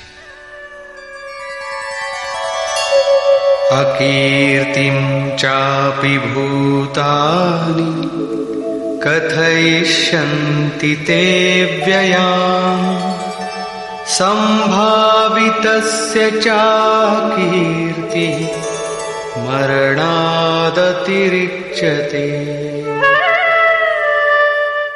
सब लोग बहुत काल तक तेरी अपकीर्ति का कथन करेंगे। आज भी पदच्युत होने वाले महात्माओं में विश्वामित्र, पाराशर, निमि, श्रृंगी इत्यादि की गणना होती है। बहुत से साधक अपने धर्म पर विचार करते हैं, सोचते हैं कि लोग हमें क्या कहेंगे। ऐसा भाव भी साधना में सहायक होता है। इससे साधना में लगे रहने की प्रेरणा मिलती है। कुछ दूरी तक यह भाव भी साथ देता है। माननीय पुरुषों के लिए अपकीर्ति मरण से भी बढ़कर होती है। भयाद्रणादुपरतम् मौस्यन्ते त्वां महारथाः येषां च त्वं बहुमतो भूत्वा यास्यसि लाघवम्। जिन महारथियों की निगाह में तू बहुत माननीय होकर अब तुच्छता को प्राप्त होगा, वे महारथी लोग तुझे भय के कारण युद्ध से उपराम हुआ मानेंगे। महारथी कौन? इस पथ पर महान परिश्रम से आगे बढ़ने वाले साधक महारथी हैं। इसी प्रकार इतने ही परिश्रम से अविद्या की ओर खींचने वाले काम, क्रोध, लोभ, मोहादि भी महारथी हैं। जो तुझे बहुत सम्मान देते थे कि साधक प्रशंसनीय है, तुम उनकी निगाह से गिर जाओगे। इतना ही नहीं बल्कि अवाच्यवादांश्च बहून् वदिष्यन्ति तवाहिताः निन्दन्तस्तव सामर्थ्यम् ततो दुःखतरं नु किम्। वैरी लोग तेरे पराक्रम की निंदा करते हुए बहुत से न कहने योग्य वचनों को कहेंगे। एक दोष आता है तो चारों ओर से निंदा और बुराइयों की झड़ी लग जाती है। न कहने योग्य वचन भी कहे जाते हैं। इससे बड़ा दुख क्या होगा? अतः हतो वा प्राप्स्यसि स्वर्गम् जित्वा वा भोक्ष्यसे महीम् तस्मादुत्तिष्ठ कौन्तेय युद्धाय कृतनिश्चयः। इस युद्ध में मरोगे तो स्वर्ग प्राप्त करोगे। स्वर में विचरने की क्षमता रहेगी। श्वास से बाहर प्रकृति में विचरने की धाराएं निरुद्ध हो जाएंगी। परम देव परमात्मा में प्रवेश दिलाने वाली दैवी संपद हृदय में पूर्णतः प्रवाहित रहेगी। अथवा इस संघर्ष में जीतने पर महामहिम स्थिति को प्राप्त करोगे। इसलिए अर्जुन, युद्ध के लिए निश्चय करके खड़ा हो। प्रायः लोग इस श्लोक के अर्थ में समझते हैं कि इस युद्ध में मरोगे तो स्वर्ग जाओगे और जीतोगे तो पृथ्वी का भोग भोगोगे। किंतु आपको स्मरण होगा, अर्जुन कह चुका है, भगवान पृथ्वी ही नहीं अपितु त्रैलोक्य के साम्राज्य और देवताओं के स्वामीपन अर्थात इंद्र पद प्राप्त होने पर भी मैं उस उपाय को नहीं देखता जो इंद्रियों को सुखाने वाले मेरे शोक को दूर कर सके।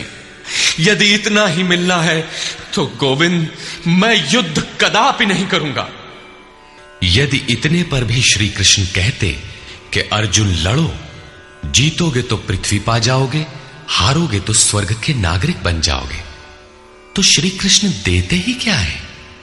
अर्जुन इससे आगे का सत्य, श्रेय, परम कल्याण की कामना वाला शिष्य था, जिसे सद्गुरुदेव श्री कृष्ण ने बताया कि क्षेत्रज्ञ के इस संघर्ष में यदि शरीर का समय पूरा हो जाता है और लक्ष्य तक नहीं पहुंच सके तो स्वर्ग प्राप्त करोगे, अर्थात स्वर में ही विचरण करने की क्षमता प्राप्त कर लोगे।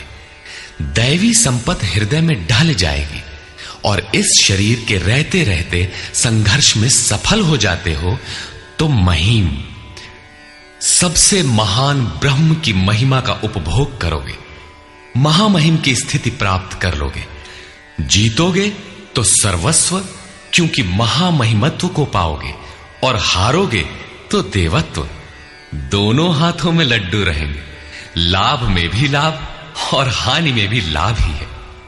पुनः इसी पर बल देते हैं, सुख दुखे समे कृत्वा लाभालाभो जया जया ततो युद्धाय युज्यस्व नैवं पापमवाप्स्यसि। इस प्रकार सुख दुख, लाभ हानि, जय पराजय को समान समझकर तू युद्ध के लिए तैयार हो। युद्ध करने से तू पाप को प्राप्त नहीं होगा, अर्थात सुख में सर्वस्व और दुख में भी देवत्व है। लाभ में महिम की स्थिति अर्थात सर्वस्व और हानि में भी देवत्व है। जय में महामहिम स्थिति और पराजय में भी दैवी संपत्ति पर अधिकार है। इस प्रकार अपने लाभ हानि को भली प्रकार स्वयं समझकर तू युद्ध के लिए तैयार हो। लड़ने में ही दोनों वस्तुएं हैं।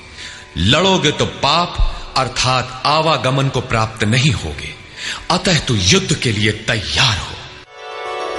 एषा ते विहिता सांख्ये बुद्धिर्योगे त्विमां शृणु बुद्ध्या युक्तो यया पार्थ कर्मबन्धं प्रहास्यसि।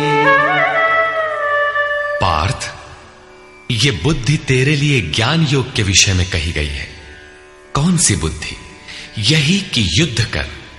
ज्ञान योग में इतना ही है कि अपनी हस्ती को देखकर लाभ हानि का भली प्रकार विचार करके कि जीतेंगे तो महामहिम स्थिति और हारेंगे तो देवत्व, जय में सर्वस्व और पराजय में भी देवत्व, दोनों तरह लाभ है।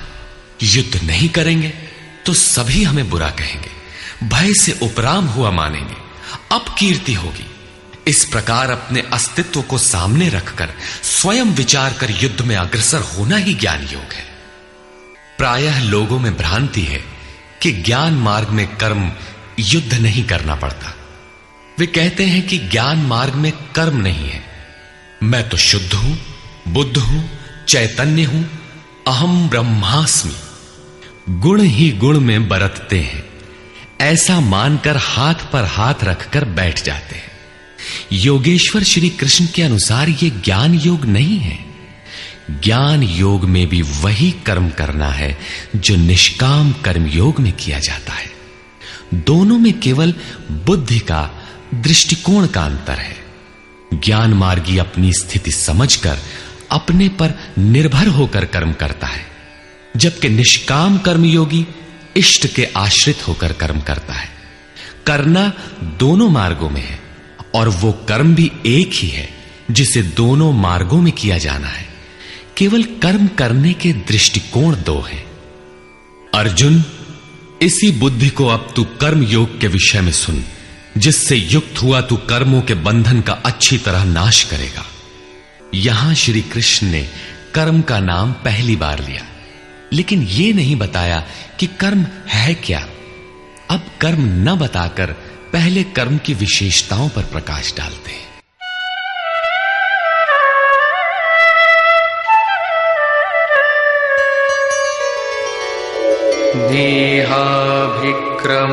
नेहाभिक्रमनाशोऽस्ति प्रत्यवायो न विद्यते स्वल्पमप्यस्य धर्मस्य त्रायते महतो भयात्। इस निष्काम कर्म योग में आरंभ का अर्थात बीज का नाश नहीं होता, सीमित फल रूपी दोष नहीं है। इसलिए इस निष्काम कर्म का, इस कर्म से संपादित धर्म का थोड़ा भी साधन जन्म मृत्यु रूपी महान भय से उद्धार कर देता है। आप इस कर्म को समझें और उस पर 2 कदम चल भर दें, जो सदगृहस्थ आश्रम में रहकर ही चला जा सकता है। साधक तो चलते ही हैं। बीज भर डाल दें तो अर्जुन, बीज का नाश नहीं होता। प्रकृति में कोई क्षमता नहीं, ऐसा कोई अस्त्र नहीं कि उस सत्य को मिटा दे। प्रकृति केवल आवरण डाल सकती है, कुछ देर कर सकती है, किंतु साधन के आरंभ को मिटा नहीं सकती। आगे श्री कृष्ण ने बताया कि सभी पापियों से भी बड़ा पापी ही क्यों न हो, ज्ञान रूपी नौका द्वारा निसंदेह पार हो जाएगा। ठीक उसी बात को यहां कहते हैं कि अर्जुन, निष्काम कर्म योग का बीजारोपण भर कर दें तो उस बीज का कभी नाश नहीं होता। विपरीत फल रूपी दोष भी इसमें नहीं होता कि आपको स्वर्ग, रिद्धियों या सिद्धियों तक पहुंचाकर छोड़ दे। आप ये साधन भले छोड़ दें, किंतु यह साधन आपका उद्धार करके ही छोड़ेगा। इस निष्काम कर्मयोग का थोड़ा सा भी साधन जन्म मृत्यु के महान भय से उद्धार कर देता है। अनेक जन्म संसिद्धस्ततो याति पराम गतिम। कर्म का यह बीजारोपण अनेक जन्म के पश्चात वहीं खड़ा कर देगा जहां परम धाम है, परम गति है। इसी क्रम में आगे कहते हैं, व्यवसायात्मिका बुद्धि एकेह कुरु नंदन बहुशाखा ह्यनन्ताश्च बुद्धयो व्यवसायिनाम्। अर्जुन, इस निष्काम कर्म योग में क्रियात्मक बुद्धि एक ही है, क्रिया एक है और परिणाम एक ही है। आत्मिक संपत्ति ही स्थिर संपत्ति है। इस संपत्ति को प्रकृति के द्वंद्व में शनैः शनैः अर्जित करना व्यवसाय है। ये व्यवसाय अथवा निश्चयात्मक क्रिया भी एक ही है। तब तो जो लोग बहुत सी क्रियाएं बताते हैं, क्या वे भजन नहीं करते? श्री कृष्ण कहते हैं, हां, वे भजन नहीं करते। उन पुरुषों की बुद्धि अनंत शाखाओं वाली होती है, इसलिए अनंत क्रियाओं का विस्तार कर लेते हैं। यामिमां पुष्पितां वाचं प्रवदन्त्य विपश्चितः वेदवादरताः पार्थ नान्यदस्तीति वादिनः कामात्मानः स्वर्गपरा जन्म फलप्रदां क्रियाविशेषबहुलां भोगैश्वर्यगतिं प्रति। पार्थ, वे कामात्मानः, कामनाओं से युक्त, वेदवादरता, वेद के वाक्यों में अनुरक्त, स्वर्गपराः, स्वर्ग को ही परम लक्ष्य मानते हैं कि इसके आगे कुछ है ही नहीं। ऐसा कहने वाले अविवेकी जन जन्म मृत्यु रूपी फल देने वाली भोग और ऐश्वर्य की प्राप्ति के लिए बहुत सी क्रियाओं का विस्तार कर लेते हैं और दिखावटी शोभा युक्त वाणी में व्यक्त भी करते हैं। अर्थात अविवेकियों की बुद्धि अनंत भेदों वाली होती है। वे फल वाले वाक्य में ही अनुरक्त रहते हैं, वेद के वाक्यों को ही प्रमाण मानते हैं, स्वर्ग को ही श्रेष्ठ मानते हैं। उनकी बुद्धि बहुत सी भेदों वाली है, इसलिए अनंत क्रियाओं की रचना कर लेते हैं। वे नाम तो परम तत्व परमात्मा का ही लेते हैं, किंतु उसकी ओट में अनंत क्रियाओं का विस्तार कर लेते हैं। तो क्या अनंत क्रियाएं कर्म नहीं है? श्री कृष्ण कहते हैं, नहीं, अनंत क्रियाएं कर्म नहीं है। तो वो एक निश्चित क्रिया है क्या? श्री कृष्ण अभी ये नहीं बताते। अभी तो केवल इतना कहते हैं कि अविवेकियों की बुद्धि अनंत शाखाओं वाली होती है, इसलिए वे अनंत क्रियाओं का विस्तार कर लेते हैं। वे केवल विस्तार ही नहीं करते, अपितु आलंकारिक शैली में उसे व्यक्त भी करते हैं। उसका प्रभाव क्या होता है? भोगैश्वर्य प्रसक्तानां तया परितचेतसां व्यवसायात्मिका बुद्धि समाधौ न विधीयते। उनकी वाणी की छाप जिन जिन के चित्त पर पड़ जाती है अर्जुन, उनकी भी बुद्धि नष्ट हो जाती है, न कि वे कुछ पाते हैं। उस वाणी द्वारा हरे हुए चित्त वालों के और भोग ऐश्वर्य में आसक्ति वाले पुरुषों के अंतःकरण में क्रियात्मक बुद्धि नहीं रह जाती। इष्ट में समाधिस्थ करने वाली निश्चयात्मक क्रिया उनमें नहीं होती। ऐसे अविवेकियों की वाणी सुनता कौन है? भोग और ऐश्वर्य में आसक्ति वाले ही सुनते हैं, अधिकारी नहीं सुनता। ऐसे पुरुषों में सम और आदि तत्व में प्रवेश दिलाने वाली निश्चयात्मक क्रिया से संयुक्त बुद्धि नहीं होती। प्रश्न उठता है कि वेद वादरता, जो वेद के वचनों में अनुरक्त हैं, क्या वे भी भूल करते हैं? इस पर श्री कृष्ण कहते हैं, त्रैगुण्य विषया वेदा निस्त्रैगुण्यो भवार्जुन निर्द्वन्द्वो नित्यसत्त्वस्थो निर्योगक्षेम आत्मवान्। अर्जुन, त्रैगुण्य विषया वेदा, वेद तीनों गुणों तक ही प्रकाश करते हैं, इसके आगे का हाल वे नहीं जानते। इसलिए निस्त्रय गुण्यो भव अर्जुन, अर्जुन तू तीनों गुणों से ऊपर उठ, अर्थात वेदों के कार्य क्षेत्र से आगे बढ़। कैसे बढ़ा जाए? इस पर श्री कृष्ण कहते हैं, निर्द्वंद्व, सुख दुख के द्वंद्वों से रहित, नित्य सत्य वस्तु में स्थित और योग क्षेम को न चाहता हुआ आत्मपरायण हो। इस प्रकार ऊपर उठ। प्रश्न उठता है कि हम ही उठें या कोई वेदों से ऊपर उठा भी है? श्री कृष्ण बताते हैं कि आगे जो भी उठता है ब्रह्म को जानता है, और जो ब्रह्म को जानता है वो विप्र है।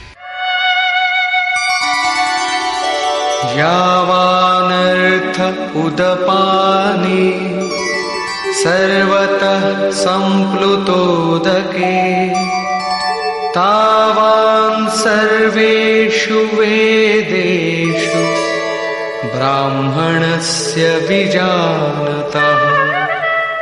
सब ओर से परिपूर्ण जलाशय को प्राप्त होने पर मनुष्य का छोटे जलाशय से जितना प्रयोजन रहता है, अच्छी प्रकार ब्रह्म को जानने वाले ब्राह्मण का वेदों से उतना ही प्रयोजन रहता है। तात्पर्य यह है कि जो वेदों से ऊपर उठता है वो ब्रह्म को जानता है, वही ब्राह्मण है। अर्थात तू वेदों से ऊपर उठ, ब्राह्मण बन। अर्जुन क्षत्रिय था। श्री कृष्ण कहते हैं कि ब्राह्मण बन। ब्राह्मण, क्षत्रिय इत्यादि वर्ण स्वभाव की क्षमताओं के नाम है। यह कर्म प्रधान है, न कि जन्म से निर्धारित होने वाली कोई रूढ़ी। जिसे गंगा की धारा प्राप्त है उसे क्षुद्र जलाशय से क्या प्रयोजन? कोई उसमें शौच लेता है तो कोई पशुओं को नहला देता है, इसके आगे कोई उपयोग नहीं है। इसी प्रकार ब्रह्म को साक्षात जानने वाले उस विप्र महापुरुष का, उस ब्राह्मण का वेदों से उतना ही प्रयोजन रह जाता है। प्रयोजन रहता अवश्य है, वेद रहते हैं क्योंकि पीछे वालों के लिए उनका उपयोग है। वहीं से चर्चा आरंभ होगी। इसके उपरांत योगेश्वर श्री कृष्ण कर्म करते समय की जाने वाली सावधानियों का प्रतिपादन करते हैं। कर्मण्येवाधिकारस्ते मा फलेषु कदाचन मा कर्मफलहेतुर्भुर्मा ते संगोस्त्वकर्मणि। कर्म करने में ही तेरा अधिकार हो, फल में कभी नहीं। ऐसा समझ के फल है ही नहीं। फल की वासना वाला भी मत हो और कर्म करने में तेरी अश्रद्धा भी ना हो। अब तक योगेश्वर श्री कृष्ण ने 39वें श्लोक में पहली बार कर्म का नाम लिया, किंतु यह नहीं बताया कि वो कर्म है क्या और उसे करें कैसे। उस कर्म की विशेषताओं पर प्रकाश डाला कि अर्जुन, इस कर्म द्वारा तू कर्मों के बंधन से अच्छी प्रकार छूट जाएगा। अर्जुन, इसमें आरंभ का अर्थात बीज का नाश नहीं है। आरंभ कर दे तो प्रकृति के पास कोई उपाय नहीं कि उसे नष्ट कर दे। अर्जुन, इसमें सीमित फल रूपी दोष भी नहीं है कि स्वर्ग रिद्धियों सिद्धियों में फंसाकर खड़ा कर दे। अर्जुन, इस कर्म का थोड़ा भी साधन जन्म मरण के भय से उद्धार कराने वाला होता है। किंतु अभी तक उन्होंने ये नहीं बताया कि वो कर्म है क्या, किया कैसे जाए। इसी अध्याय के 41वें श्लोक में उन्होंने बताया, अर्जुन, इसमें निश्चयात्मक बुद्धि एक ही है, क्रिया एक ही है। तो क्या बहुत सी क्रिया वाले भजन नहीं करते? श्री कृष्ण कहते हैं, वे कर्म नहीं करते। इसका कारण बताते हुए कहते हैं कि अविवेकियों की बुद्धि अनंत शाखा वाली होती है, इसलिए वे अनंत क्रियाओं का विस्तार कर लेते हैं। वे दिखावटी शोभा युक्त वाणी में इन क्रियाओं को व्यक्त भी करते हैं। उनकी वाणी की छाप जिनके चित्त पर पड़ जाती है, उनकी भी बुद्धि नष्ट हो जाती है। अतः निश्चयात्मक क्रिया एक ही है। लेकिन यह नहीं बताया कि वो क्रिया कौन सी है। 47वें श्लोक में उन्होंने कहा, अर्जुन, कर्म करने में ही तेरा अधिकार है, फल में कभी नहीं। फल की वासना वाला भी मत हो और कर्म करने में तेरी अश्रद्धा ना हो। अर्थात निरंतर करने के लिए उसी में लीन होकर करें। किंतु यह नहीं बताया कि वो कर्म है क्या। प्रायः इस श्लोक का उद्धरण देकर लोग कहते हैं कि कुछ भी करो, केवल फल की कामना मत करो, हो गया निष्काम कर्म योग। किंतु अभी तक श्री कृष्ण ने बताया ही नहीं कि कर्म है कौन सा जिसे करें। यहां पर केवल कर्म की विशेषताओं पर प्रकाश डाला कि कर्म देता क्या है और कर्म को करते समय बरती जाने वाली सावधानियां क्या हैं, उन पर प्रकाश डाला। प्रश्न ज्यों का त्यों बना हुआ है, जिसे योगेश्वर आगे अध्याय 3-4 में स्पष्ट करेंगे। पुनः इसी पर बल देते हैं। योगस्थः कुरु कर्माणि संगं त्यक्त्वा धनंजय सिद्ध्य सिद्ध्योः समो भूत्वा समत्वं योग उच्यते। धनंजय, आसक्ति और संग दोष को त्याग कर सिद्धि और असिद्धि में समान भाव रखकर योग में स्थित होकर कर्म कर। कौन सा कर्म? निष्काम कर्म कर। समत्वम योग उच्यते। ये समत्व भाव ही योग कहलाता है। विषमता जिसमें ना हो ऐसा भाव समत्व कहलाता है। रिद्धियां सिद्धियां विषम बनाती हैं, आसक्ति हमें विषम बनाती है, फल की इच्छा विषमता पैदा करती है। इसीलिए फल की वासना न हो, फिर भी कर्म करने में अश्रद्धा ना हो। देखी सुनी सभी वस्तुओं में आसक्ति का त्याग करके प्राप्ति और अप्राप्ति के विषय में न सोचकर केवल योग में स्थित रहते हुए कर्म कर। योग से चित्त चलायमान ना हो। योग एक पराकाष्ठा की स्थिति है और एक प्रारंभ की स्थिति भी होती है। प्रारंभ में भी हमारी दृष्टि लक्ष्य पर ही रहनी चाहिए।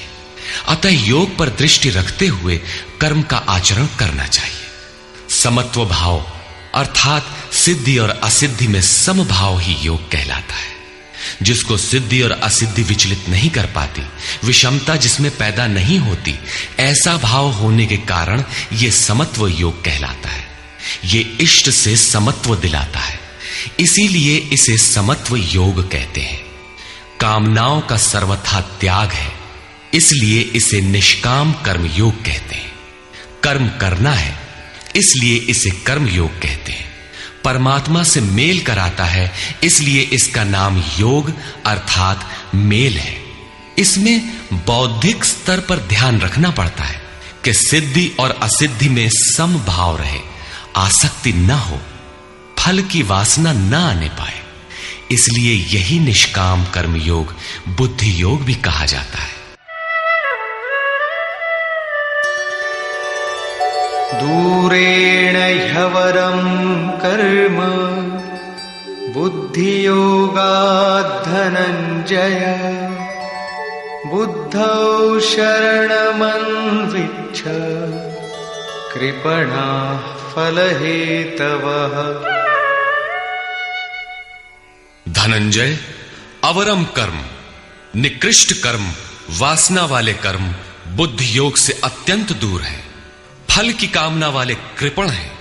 वे आत्मा के साथ उदारता नहीं बरतते। अतः समत्व बुद्धि योग का आश्रय ग्रहण कर। जैसी कामना है वैसा मिल भी जाए तो उसे भोगने के लिए शरीर धारण करना पड़ेगा। आवागमन बना है तो कल्याण कैसा? साधक को तो मोक्ष की भी वासना नहीं रखनी चाहिए, क्योंकि वासनाओं से मुक्त होना ही तो मोक्ष है।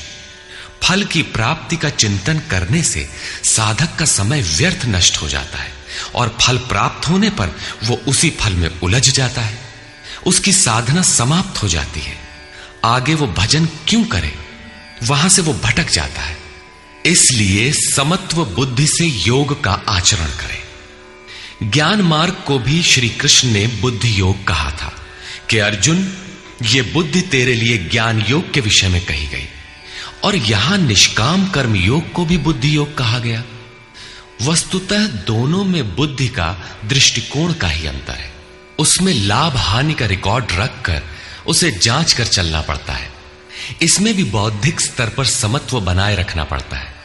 इसलिए इसे समत्व बुद्धि योग कहा जाता है। इसलिए धनंजय, तू समत्व बुद्धि योग का आश्रय ग्रहण कर, क्योंकि फल की वासना वाले अत्यंत कृपण हैं। बुद्धियुक्तो जहातीह उभे सुकृत दुष्कृते तस्माद्योगाय युज्यस्व योगः कर्मसु कौशलम्। समत्व बुद्धि युक्त पुरुष पुण्य पाप दोनों को ही इसी लोक में त्याग देता है, उनसे लिपायमान नहीं होता। इसलिए समत्व बुद्धि योग के लिए चेष्टा कर। योगः कर्मसु कौशलम। समत्व बुद्धि के साथ कर्मों का आचरण कौशल ही योग है। संसार में कर्म करने के दो दृष्टिकोण प्रचलित हैं। लोग कर्म करते हैं तो उसका फल भी अवश्य चाहते हैं, या फल न मिले तो कर्म करना ही नहीं चाहते। किंतु योगेश्वर श्री कृष्ण इन कर्मों को बंधनकारी बताते हुए आराधना को एकमात्र कर्म मानते हैं। इस अध्याय में उन्होंने कर्म का नाम मात्र लिया। अध्याय 3 के 9वें श्लोक में उसकी परिभाषा दी और चौथे अध्याय में कर्म के स्वरूप पर विस्तार से प्रकाश डाला। प्रस्तुत श्लोक में श्री कृष्ण ने सांसारिक परंपरा से हटकर कर्म करने की कला बताई कि कर्म तो करो, श्रद्धा पूर्वक करो, किंतु फल के अधिकार को स्वेच्छा से छोड़ दो। फल जाएगा कहां? यही कर्मों के करने का कौशल है। निष्काम साधक की समग्र शक्ति इस प्रकार कर्म में लगी रहती है। फिर भी जिज्ञासा स्वाभाविक है कि क्या सदैव कर्म ही करते रहना है या इसका कुछ परिणाम भी निकलेगा? इसे देखें। कर्मजं बुद्धियुक्ता हि फलं त्यक्त्वा मनीषिणः जन्मबन्धविनिर्मुक्ताः पदं गच्छन्त्यनामयम्। बुद्धि योग से युक्त ज्ञानी जन कर्मों से उत्पन्न होने वाले फल को त्याग कर जन्म और मृत्यु के बंधन से छूट जाते हैं। वे निर्दोष अमृतमय परम पद को प्राप्त होते हैं। अर्जुन की दृष्टि त्रिलोकी के साम्राज्य तथा देवताओं के स्वामीपन तक ही सीमित थी। इतने तक के लिए भी वो युद्ध में प्रवृत्त नहीं हो रहा था। यहां श्री कृष्ण उसे नवीन तथ्य उद्घाटित करते हैं कि आसक्ति रहित कर्म द्वारा अनामय पद प्राप्त होता है। निष्काम कर्म योग परम पद को दिलाता है, जहां मृत्यु का प्रवेश नहीं है। इस कर्म में प्रवृत्ति कब होगी?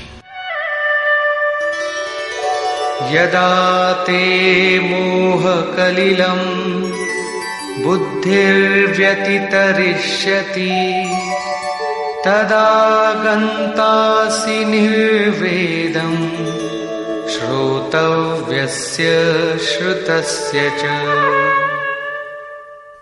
जिस काल में तेरी साधक की बुद्धि मोह रूपी दलदल को पूर्णतः पार कर लेगी, लेश मात्र भी मोह न रह जाए, उस समय जो सुनने योग्य है उसे तू सुन सकेगा और सुने हुए के अनुसार वैराग्य को प्राप्त हो सकेगा, अर्थात उसे आचरण में ढाल सकेगा। अभी तो जो सुनने लायक है उसे न तो तू सुन पाया है और आचरण का तो प्रश्न ही नहीं खड़ा होता। इसी योग्यता पर पुनः प्रकाश डालते हैं। श्रुति विप्रतिपन्ना ते यदा स्थास्यति निश्चला समाधावचला बुद्धि तदा योगमवाप्स्यसि। अनेक प्रकार के वेद वाक्यों को सुनकर विचलित हुई तेरी बुद्धि जब परमात्म स्वरूप में समाधिस्थ होकर अचल स्थिर ठहर जाएगी, तब तू समत्व योग को प्राप्त होगा, पूर्ण समस्थिति को प्राप्त करेगा, जिसे अनामय परम पद कहते हैं। यही योग की पराकाष्ठा है और यही अप्राप्त की प्राप्ति है। वेदों से तो शिक्षा ही मिलती है, किंतु श्री कृष्ण कहते हैं श्रुति विप्रतिपन्ना। श्रुतियों के अनेक सिद्धांतों को सुनने से बुद्धि विचलित हो जाती है। सिद्धांत तो अनेकों सुने, लेकिन जो सुनने योग्य है लोग उससे दूर ही रहते हैं। ये विचलित बुद्धि जिस समय समाधि में स्थिर हो जाएगी, तब तू योग की पराकाष्ठा अमृत पद को प्राप्त करेगा। इस पर अर्जुन की उत्कंठा स्वाभाविक थी कि वे महापुरुष कैसे होते हैं जो अनामय परम पद में स्थित है, समाधि में जिनकी बुद्धि स्थिर है। उसने प्रश्न किया। अर्जुन उवाच।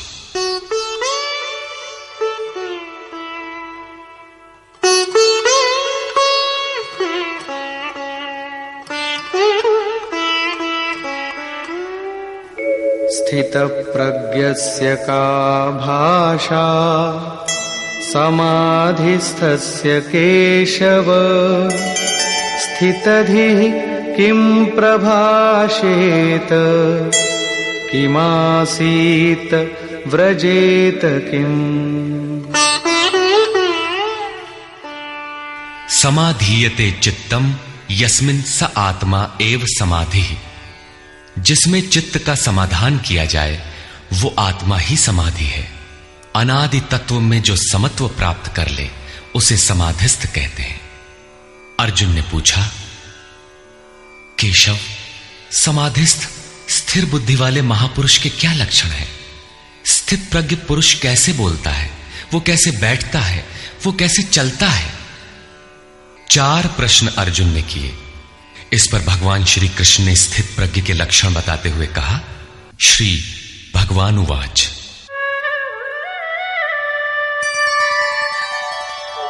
प्रजहाति यदा कामान् सर्वान् पार्थमनोगतान् आत्मन्येवात्मना तुष्टः स्थितप्रज्ञस्तदुच्यते।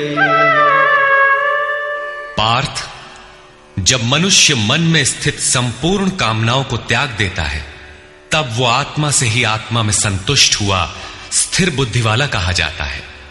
कामनाओं के त्याग पर ही आत्मा का दिग्दर्शन होता है। ऐसा आत्माराम आत्मतृप्त महापुरुष ही स्थित प्रज्ञ है। दुःखेष्वनुद्विग्नमनाः सुखेषु विगतस्पृहः वीतरागभयक्रोधः स्थितधीर्मुनिरुच्यते। दैहिक, दैविक तथा भौतिक दुखों में जिसका मन उद्विग्न नहीं होता, सुखों की प्राप्ति में जिसकी स्पृहा दूर हो गई है तथा जिसके राग, भय और क्रोध नष्ट हो गए हैं, मननशीलता की चरम सीमा पर पहुंचा हुआ मुनि स्थित प्रज्ञ कहा जाता है। उसके अन्य लक्षण बताते हैं। यः सर्वत्रानभिस्नेहः तत्तत्प्राप्य शुभाशुभम् नाभिनन्दति न द्वेष्टि तस्य प्रज्ञा प्रतिष्ठिता। जो पुरुष सर्वत्र स्नेह रहित हुआ, शुभ अथवा अशुभ को प्राप्त होकर न तो प्रसन्न होता है और न द्वेष करता है, उसकी बुद्धि स्थिर है। शुभ वो है जो परमात्म स्वरूप में लगाता है, अशुभ वो है जो प्रकृति की ओर ले जाने वाला होता है। किंतु स्थित प्रज्ञ पुरुष अनुकूल परिस्थितियों से न प्रसन्न होता है और न प्रतिकूल परिस्थितियों से द्वेष करता है, क्योंकि प्राप्त होने योग्य वस्तु न उससे भिन्न है और न पतित करने वाले विकार ही उसके लिए है। अर्थात अब साधन से उसका अपना कोई प्रयोजन नहीं रहा। ऐसा व्यक्ति स्थित प्रज्ञ कहा जाता है। यदा संहरते चायं कूर्मोऽङ्गानीव सर्वशः इन्द्रियाणीन्द्रियार्थेभ्यः तस्य प्रज्ञा प्रतिष्ठिता। जिस प्रकार कछुआ अपने अंगों को समेट लेता है, ठीक वैसे ही ये पुरुष जब सब ओर से अपने अंगों को समेट लेता है तब उसकी बुद्धि स्थिर होती है। खतरे को देखते ही कछुआ जिस प्रकार अपने सिर और पैर समेट लेता है, ठीक इसी प्रकार जो पुरुष विषयों में विचरती हुई इंद्रियों को सब ओर से समेटकर हृदय देश में निरोध कर लेता है, उस काल में उस पुरुष की बुद्धि स्थिर होती है। किंतु ये तो एक दृष्टांत मात्र है। खतरे का एहसास मिटते ही कछुआ तो अपने अंगों को पुनः फैला देता है। क्या इसी प्रकार स्थित प्रज्ञ महापुरुष भी विषयों में रस लेने लगता है? इस पर कहते हैं, विषया विनिवर्तन्ते निराहारस्य देहिनः रसवर्जं रसोऽप्यस्य परं दृष्ट्वा निवर्तते। इंद्रियों द्वारा विषयों को न ग्रहण करने वाले पुरुषों के विषय तो निवृत्त हो जाते हैं, क्योंकि वे ग्रहण ही नहीं करते, किंतु उनका राग नहीं निवृत्त होता, आसक्ति लगी रहती है। संपूर्ण इंद्रियों को विषयों से समेटने वाले निष्काम कर्मी का राग भी परम दृष्टवा, परम तत्व परमात्मा का साक्षात्कार करके निवृत्त हो जाता है। महापुरुष कछुए की तरह अपनी इंद्रियों को विषयों में नहीं फैलाता। एक बार जब इंद्रियां सिमट गईं तो संस्कार ही मिट जाते हैं, पुनः वे नहीं निकलते। निष्काम कर्मयोग के आचरण द्वारा परमात्मा के प्रत्यक्ष दर्शन के साथ उस पुरुष का विषयों से राग भी निवृत्त हो जाता है। प्रायः चिंतन पथ में हठ करते हैं। हठ से इंद्रियों को रोककर वे विषय से तो निवृत्त हो जाते हैं, किंतु मन में उनका चिंतन राग लगा रहता है। ये आसक्ति परम दृष्टवा परमात्मा का साक्षात्कार करने के बाद ही निवृत्त होती है, इसके पूर्व नहीं। पूज्य महाराज जी इस संबंध में अपनी एक घटना बताया करते थे।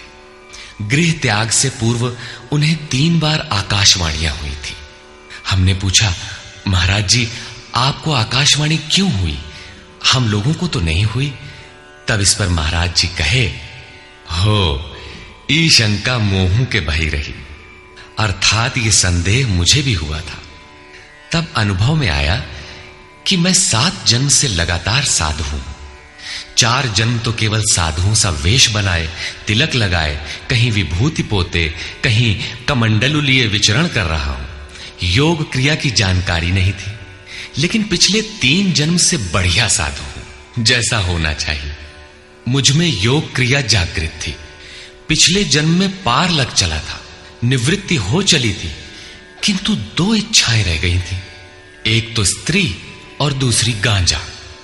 अंतर मन में इच्छाएं थीं, किंतु बाहर से हमने शरीर को दृढ़ रखा। मन में वासना लगी थी, इसलिए जन्म लेना पड़ा। जन्म लेते ही भगवान ने थोड़े ही समय में सब दिखा सुनाकर निवृत्ति दिला दी। 2-3 चटकना दिया और साधु बना दिया। ठीक यही बात श्री कृष्ण कहते हैं कि इंद्रियों द्वारा विषयों को न ग्रहण करने वाले पुरुष के भी विषय तो निवृत्त हो जाते हैं, किंतु साधना द्वारा परम पुरुष परमात्मा का साक्षात्कार कर लेने पर वो विषयों के राग से भी निवृत्त हो जाता है। अतः जब तक साक्षात्कार न हो कर्म करना है। इंद्रियों को विषयों से समेटना कठिन है। इस पर प्रकाश डालते हैं, यततो ह्यपि कौन्तेय पुरुषस्य विपश्चितः इंद्रियाणि प्रमाथीनि हरन्ति प्रसभं मनः। कौन्तेय, प्रयत्न करने वाले मेधावी पुरुष की प्रमथनशील इंद्रियां उसके मन को बलात् हर लेती हैं, विचलित कर देती हैं। इसलिए तानि सर्वाणि संयम्य युक्त आसीत मत्परः वशे हि यस्येन्द्रियाणि तस्य प्रज्ञा प्रतिष्ठिता। उन संपूर्ण इंद्रियों को संयत करके योग से युक्त और समर्पण के साथ मेरे आश्रित हो, क्योंकि जिस पुरुष की इंद्रियां वश में होती हैं उसी की बुद्धि स्थिर होती है। यहां योगेश्वर श्री कृष्ण साधन के निषेधात्मक अवयवों के साथ उसके विधेयात्मक पहलू पर जोर देते हैं। केवल संयम और निषेध से इंद्रियां वश में नहीं होती। समर्पण के साथ इष्ट चिंतन अनिवार्य है। इष्ट चिंतन के अभाव में विषय चिंतन होगा, जिसके कुपरिणाम श्री कृष्ण के ही शब्दों में देखें।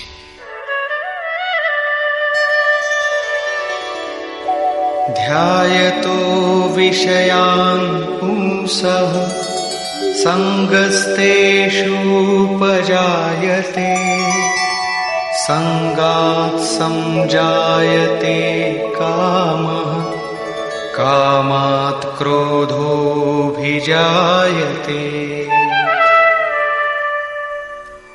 विषयों का चिंतन करने वाले पुरुष की उन विषयों में आसक्ति हो जाती है। आसक्ति से कामना उत्पन्न होती है। कामना पूर्ति में व्यवधान आने से क्रोध उत्पन्न होता है। क्रोध किसे जन्म देता है? क्रोधाद् भवति सम्मोहः सम्मोहात् स्मृतिविभ्रमः स्मृतिभ्रंशात् बुद्धिनाशो बुद्धिनाशात् प्रणश्यति। क्रोध से विशेष मूढ़ता अर्थात अविवेक उत्पन्न होता है। नित्य अनित्य वस्तु का विचार नहीं रह जाता। अविवेक से स्मरण शक्ति भ्रमित हो जाती है, जैसा अर्जुन को हुआ था। भ्रमतीव च मे मनः। गीता के समापन पर उसने कहा, नष्टो मोह स्मृतिर्लब्धा। क्या करें क्या न करें इसका निर्णय नहीं हो पाता। स्मृति भ्रमित होने से योग परायण बुद्धि नष्ट हो जाती है और बुद्धि नाश होने से ये पुरुष अपने श्रेय साधन से च्युत हो जाता है। यहां श्री कृष्ण ने बल दिया है कि विषयों का चिंतन नहीं करना चाहिए। साधक को नाम रूप लीला और धाम में ही कहीं लगे रहना चाहिए। भजन में ढील देने पर मन विषयों में जाएगा। विषयों के चिंतन से आसक्ति हो जाती है। आसक्ति से उस विषय की कामना साधक के अंतर मन में होने लगती है। कामना की पूर्ति में व्यवधान होने पर क्रोध, क्रोध से अविवेक, अविवेक से स्मृति भ्रम और स्मृति भ्रम से बुद्धि नष्ट हो जाती है। निष्काम कर्म योग को बुद्धि योग कहा जाता है, क्योंकि बुद्धि स्तर पर इसमें विचार रखना चाहिए कि कामनाएं न आने पाए। फल है ही नहीं। कामना आने से यह बुद्धि योग नष्ट हो जाता है। साधन करिय विचारहीन मन शुद्ध होए नहीं तैसे। विचार आवश्यक है। विचार शून्य पुरुष श्रेय साधन से नीचे गिर जाता है। साधन क्रम टूट जाता है, सर्वथा नष्ट नहीं होता। भोग के पश्चात साधन वहीं से पुनः आरंभ होता है जहां अवरुद्ध हुआ था। ये तो विषयाभिमुख साधक की गति है। स्वाधीन अंतःकरण वाला साधक किस गति को प्राप्त होता है? इस पर श्री कृष्ण कहते हैं, रागद्वेष वियुक्तैस्तु विषयानिन्द्रियैश्चरन् आत्मवश्यैर्विधेयात्मा प्रसादमधिगच्छति। आत्मा की विधि को प्राप्त प्रत्यक्षदर्शी महापुरुष राग द्वेष से रहित वश में की हुई अपनी इंद्रियों द्वारा विषयान चरण, विषयों में विचरता हुआ भी प्रसाद मधिगच्छति, अंतःकरण की निर्मलता को प्राप्त होता है। वो अपनी भाव दृष्टि में रहता है। महापुरुष के लिए विधि निषेध नहीं रह जाते। उसके लिए कहीं अशुभ नहीं रहता जिससे वो बचाव करे, तथा उसके लिए कोई शुभ शेष नहीं रह जाता जिसकी वो कामना करे।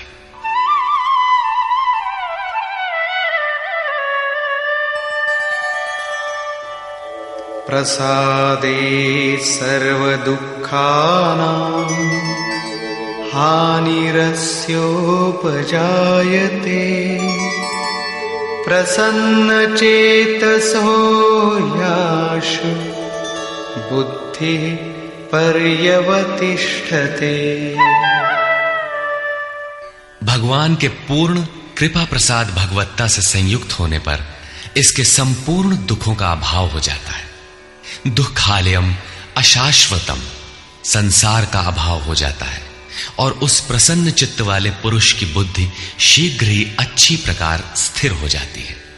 किंतु जो योग युक्त नहीं है उनकी दशा पर प्रकाश डालते हैं। नास्ति बुद्धिरयुक्तस्य न चायुक्तस्य भावना न चाभावयतः शान्तिः अशान्तस्य कुतः सुखम्। योग साधन रहित पुरुष के अंतःकरण में निष्काम कर्मयुक्त बुद्धि नहीं होती। उस अयुक्त के अंतःकरण में भाव भी नहीं होता। भावना रहित पुरुष को शांति कहां और अशांत पुरुष को सुख कहां। योग क्रिया करने से कुछ दिखाई पड़ने पर ही भाव बनता है। जाने बिनु ना होई प्रतीति, भावना बिना शांति नहीं मिलती और शांति रहित पुरुष को सुख अर्थात शाश्वत सनातन की प्राप्ति नहीं होती। इंद्रियाणां हि चरतां यन्मनोनुविधीयते तदस्य हरति प्रज्ञां वायुर्नावमिवाम्भसि। जल में नाव को जिस प्रकार वायु हरण करके गंतव्य से दूर कर देता है, ठीक वैसे ही विषयों में विचरण करती हुई इंद्रियों में जिस इंद्रिय के साथ मन रहता है, वो एक ही इंद्रिय उस अयुक्त पुरुष की बुद्धि को हर लेती है। अतः योग का आचरण अनिवार्य है। क्रियात्मक आचरण पर श्री कृष्ण पुनः बल देते हैं। तस्माद्यस्य महाबाहो निगृहीतानि सर्वशः इंद्रियाणीन्द्रियार्थेभ्यः तस्य प्रज्ञा प्रतिष्ठिता। इससे हे महाबाहो, जिस पुरुष की इंद्रियां इंद्रियों के विषयों से सर्वथा वश में की हुई होती हैं, उसकी बुद्धि स्थिर होती है। बाहु कार्य क्षेत्र का प्रतीक है। भगवान महाबाहु एवं आजानुबाहु कहे जाते हैं। वे बिना हाथ पैर के सर्वत्र कार्य करते हैं। उनमें जो प्रवेश पाता है या जो उसी भगवत्ता की ओर अग्रसर है, वो भी महाबाहु है। श्री कृष्ण और अर्जुन दोनों को महाबाहु कहा गया है। या निशा सर्वभूतानां तस्यां जागर्ति संयमी यस्यां जागृति भूतानि सा निशा पश्यतो मुनि।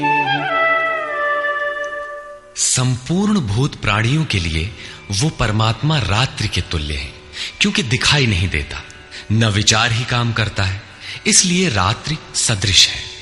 उस रात्रि में परमात्मा में संयमी पुरुष भली प्रकार देखता है, चलता है, जागता है, क्योंकि वहां उसकी पकड़ है। योगी इंद्रियों के संयम द्वारा उसमें प्रवेश पा जाता है। जिन नाशवान सांसारिक सुख भोग के लिए संपूर्ण प्राणी रात दिन परिश्रम करते हैं, योगी के लिए वही निशा है। रमा विलासु राम अनुरागी तजत बमन जिमि जन बड़ भागी। जो योगी परमार्थ पथ में निरंतर सजग और भौतिक ऐषणाओं से सर्वथा निष्प्रिय होता है, वही उस इष्ट में प्रवेश पाता है।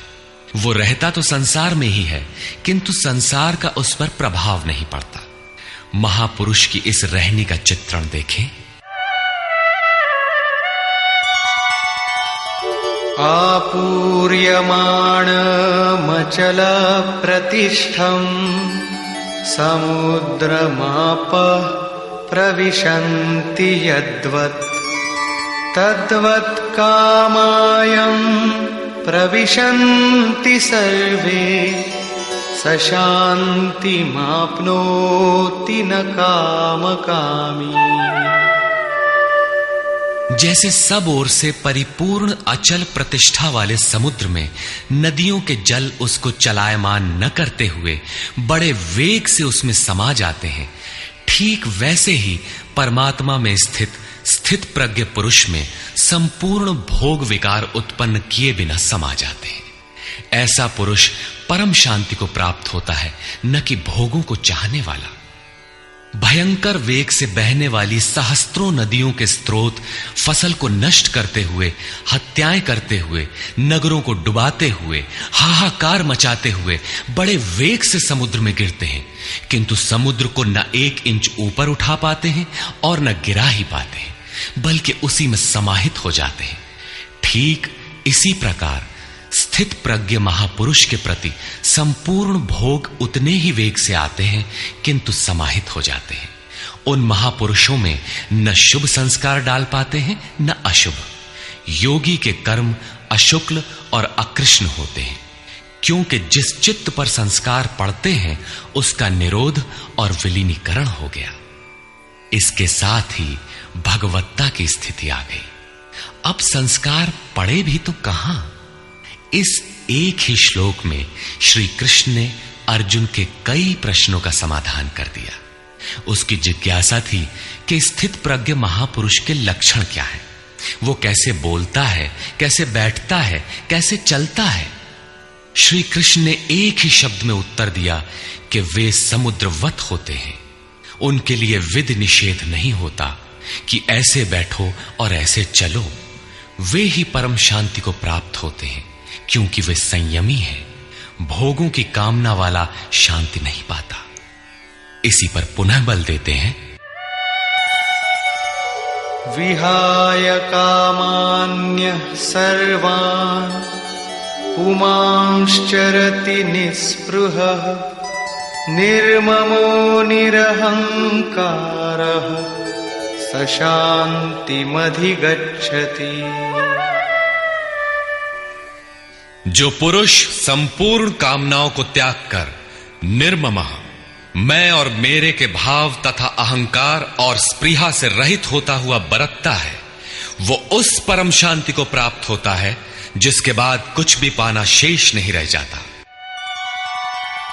एषा ब्राह्मी स्थितिः पार्थ नैनां प्राप्य विमुह्यति स्थित्वा स्यामन्तकालेऽपि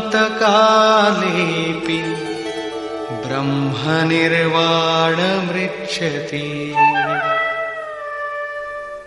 पार्थ, उपर्युक्त स्थिति ब्रह्म को प्राप्त हुए पुरुष की स्थिति है। समुद्रवत उन महापुरुषों में विषय नदियों की तरह समा जाते हैं। वे पूर्ण संयमी और प्रत्यक्षता परमात्मदर्शी हैं। केवल अहम ब्रह्मास्मि पढ़ लेने या रट लेने से यह स्थिति नहीं मिलती। साधन करके ही इस ब्रह्म की स्थिति को पाया जाता है। ऐसा महापुरुष ब्रह्म निष्ठा में स्थित रहते हुए शरीर के अंत काल में भी ब्रह्मानंद को ही प्राप्त होता है। निष्कर्ष, प्रायः कुछ लोग कहते हैं कि दूसरे अध्याय में गीता पूर्ण हो गई, किंतु यदि केवल कर्म का नाम मात्र लेने से कर्म पूरा हो जाता हो तब तो गीता का समापन माना जा सकता है। इस अध्याय में योगेश्वर श्री कृष्ण ने यही बताया कि अर्जुन, निष्काम कर्मयोग के विषय में सुन, जिसे जानकर तू संसार बंधन से छूट जाएगा। कर्म करने में तेरा अधिकार है, फल में कभी नहीं। कर्म करने में तेरी अश्रद्धा भी ना हो, निरंतर करने के लिए तत्पर हो जा। इसके परिणाम में तू परम दृष्टवा, परम पुरुष का दर्शन कर स्थित प्रज्ञ बनेगा, परम शांति पाएगा। किंतु यह नहीं बताया कि कर्म है क्या। यह सांख्य योग नामक अध्याय नहीं है। यह नाम शास्त्रकार का नहीं अपितु टीकाकारों की देन है। वे अपनी बुद्धि के अनुसार ही ग्रहण करते हैं, तो आश्चर्य क्या है। इस अध्याय में कर्म की गरिमा, उसे करने में बरती जाने वाली सावधानी और स्थित प्रज्ञ के लक्षण बताकर श्री कृष्ण ने अर्जुन के मन में कर्म के प्रति उत्कंठा जागृत की है। उसे कुछ प्रश्न दिए हैं। आत्मा शाश्वत है, सनातन है, उसे जानकर तत्वदर्शी बनो। उसकी प्राप्ति के 2 साधन हैं, ज्ञान योग और निष्काम कर्म योग। अपनी शक्ति को समझकर हानि लाभ का स्वयं निर्णय लेकर कर्म में प्रवृत्त होना ज्ञान मार्ग है, तथा इष्ट पर निर्भर होकर समर्पण के साथ उसी कर्म में प्रवृत्त होना निष्काम कर्म मार्ग या भक्ति मार्ग है। गोस्वामी तुलसीदास ने दोनों का चित्रण इस प्रकार किया है। मोरे प्रौढ़ तनय सम ज्ञानी, बालक सुत समदास अमानी, जनहि मोर बल निज बल ताही, दुह कह काम क्रोध रिपु आही। मेरे दो प्रकार के भजने वाले हैं, एक ज्ञान मार्गी, दूसरा भक्ति मार्गी। निष्काम कर्म मार्गी या भक्ति मार्गी शरणागत होकर मेरा आश्रय लेकर चलता है। ज्ञान योगी अपनी शक्ति सामने रखकर अपनी हानि लाभ का विचार कर अपने भरोसे चलता है, जबकि दोनों के शत्रु एक ही हैं। ज्ञान मार्गी को काम क्रोधादि शत्रुओं पर विजय पाना है और निष्काम कर्म योगी को भी इन्हीं से युद्ध करना है। कामनाओं का त्याग दोनों करते हैं और दोनों मार्गों में किया जाने वाला कर्म भी एक ही है। इस कर्म के परिणाम में परम शांति को प्राप्त हो जाओगे। लेकिन यह नहीं बताया कि कर्म है क्या। अब आपके भी समक्ष कर्म एक प्रश्न है। अर्जुन के मन में भी कर्म के प्रति जिज्ञासा हुई। तीसरे अध्याय के आरंभ में ही उसने कर्म विषयक प्रश्न प्रस्तुत किया। अतः ओम तत्सदिति श्रीमद् भगवद गीता सूपनिषत्सु ब्रह्म विद्यायाम योग शास्त्रे श्री कृष्णार्जुन संवादे कर्म जिज्ञासा नाम द्वितीयो अध्यायः। इस प्रकार स्वामी अड़गड़ानंद कृत श्रीमद् भगवद गीता के भाष्य यथार्थ गीता का दूसरा अध्याय पूर्ण होता है।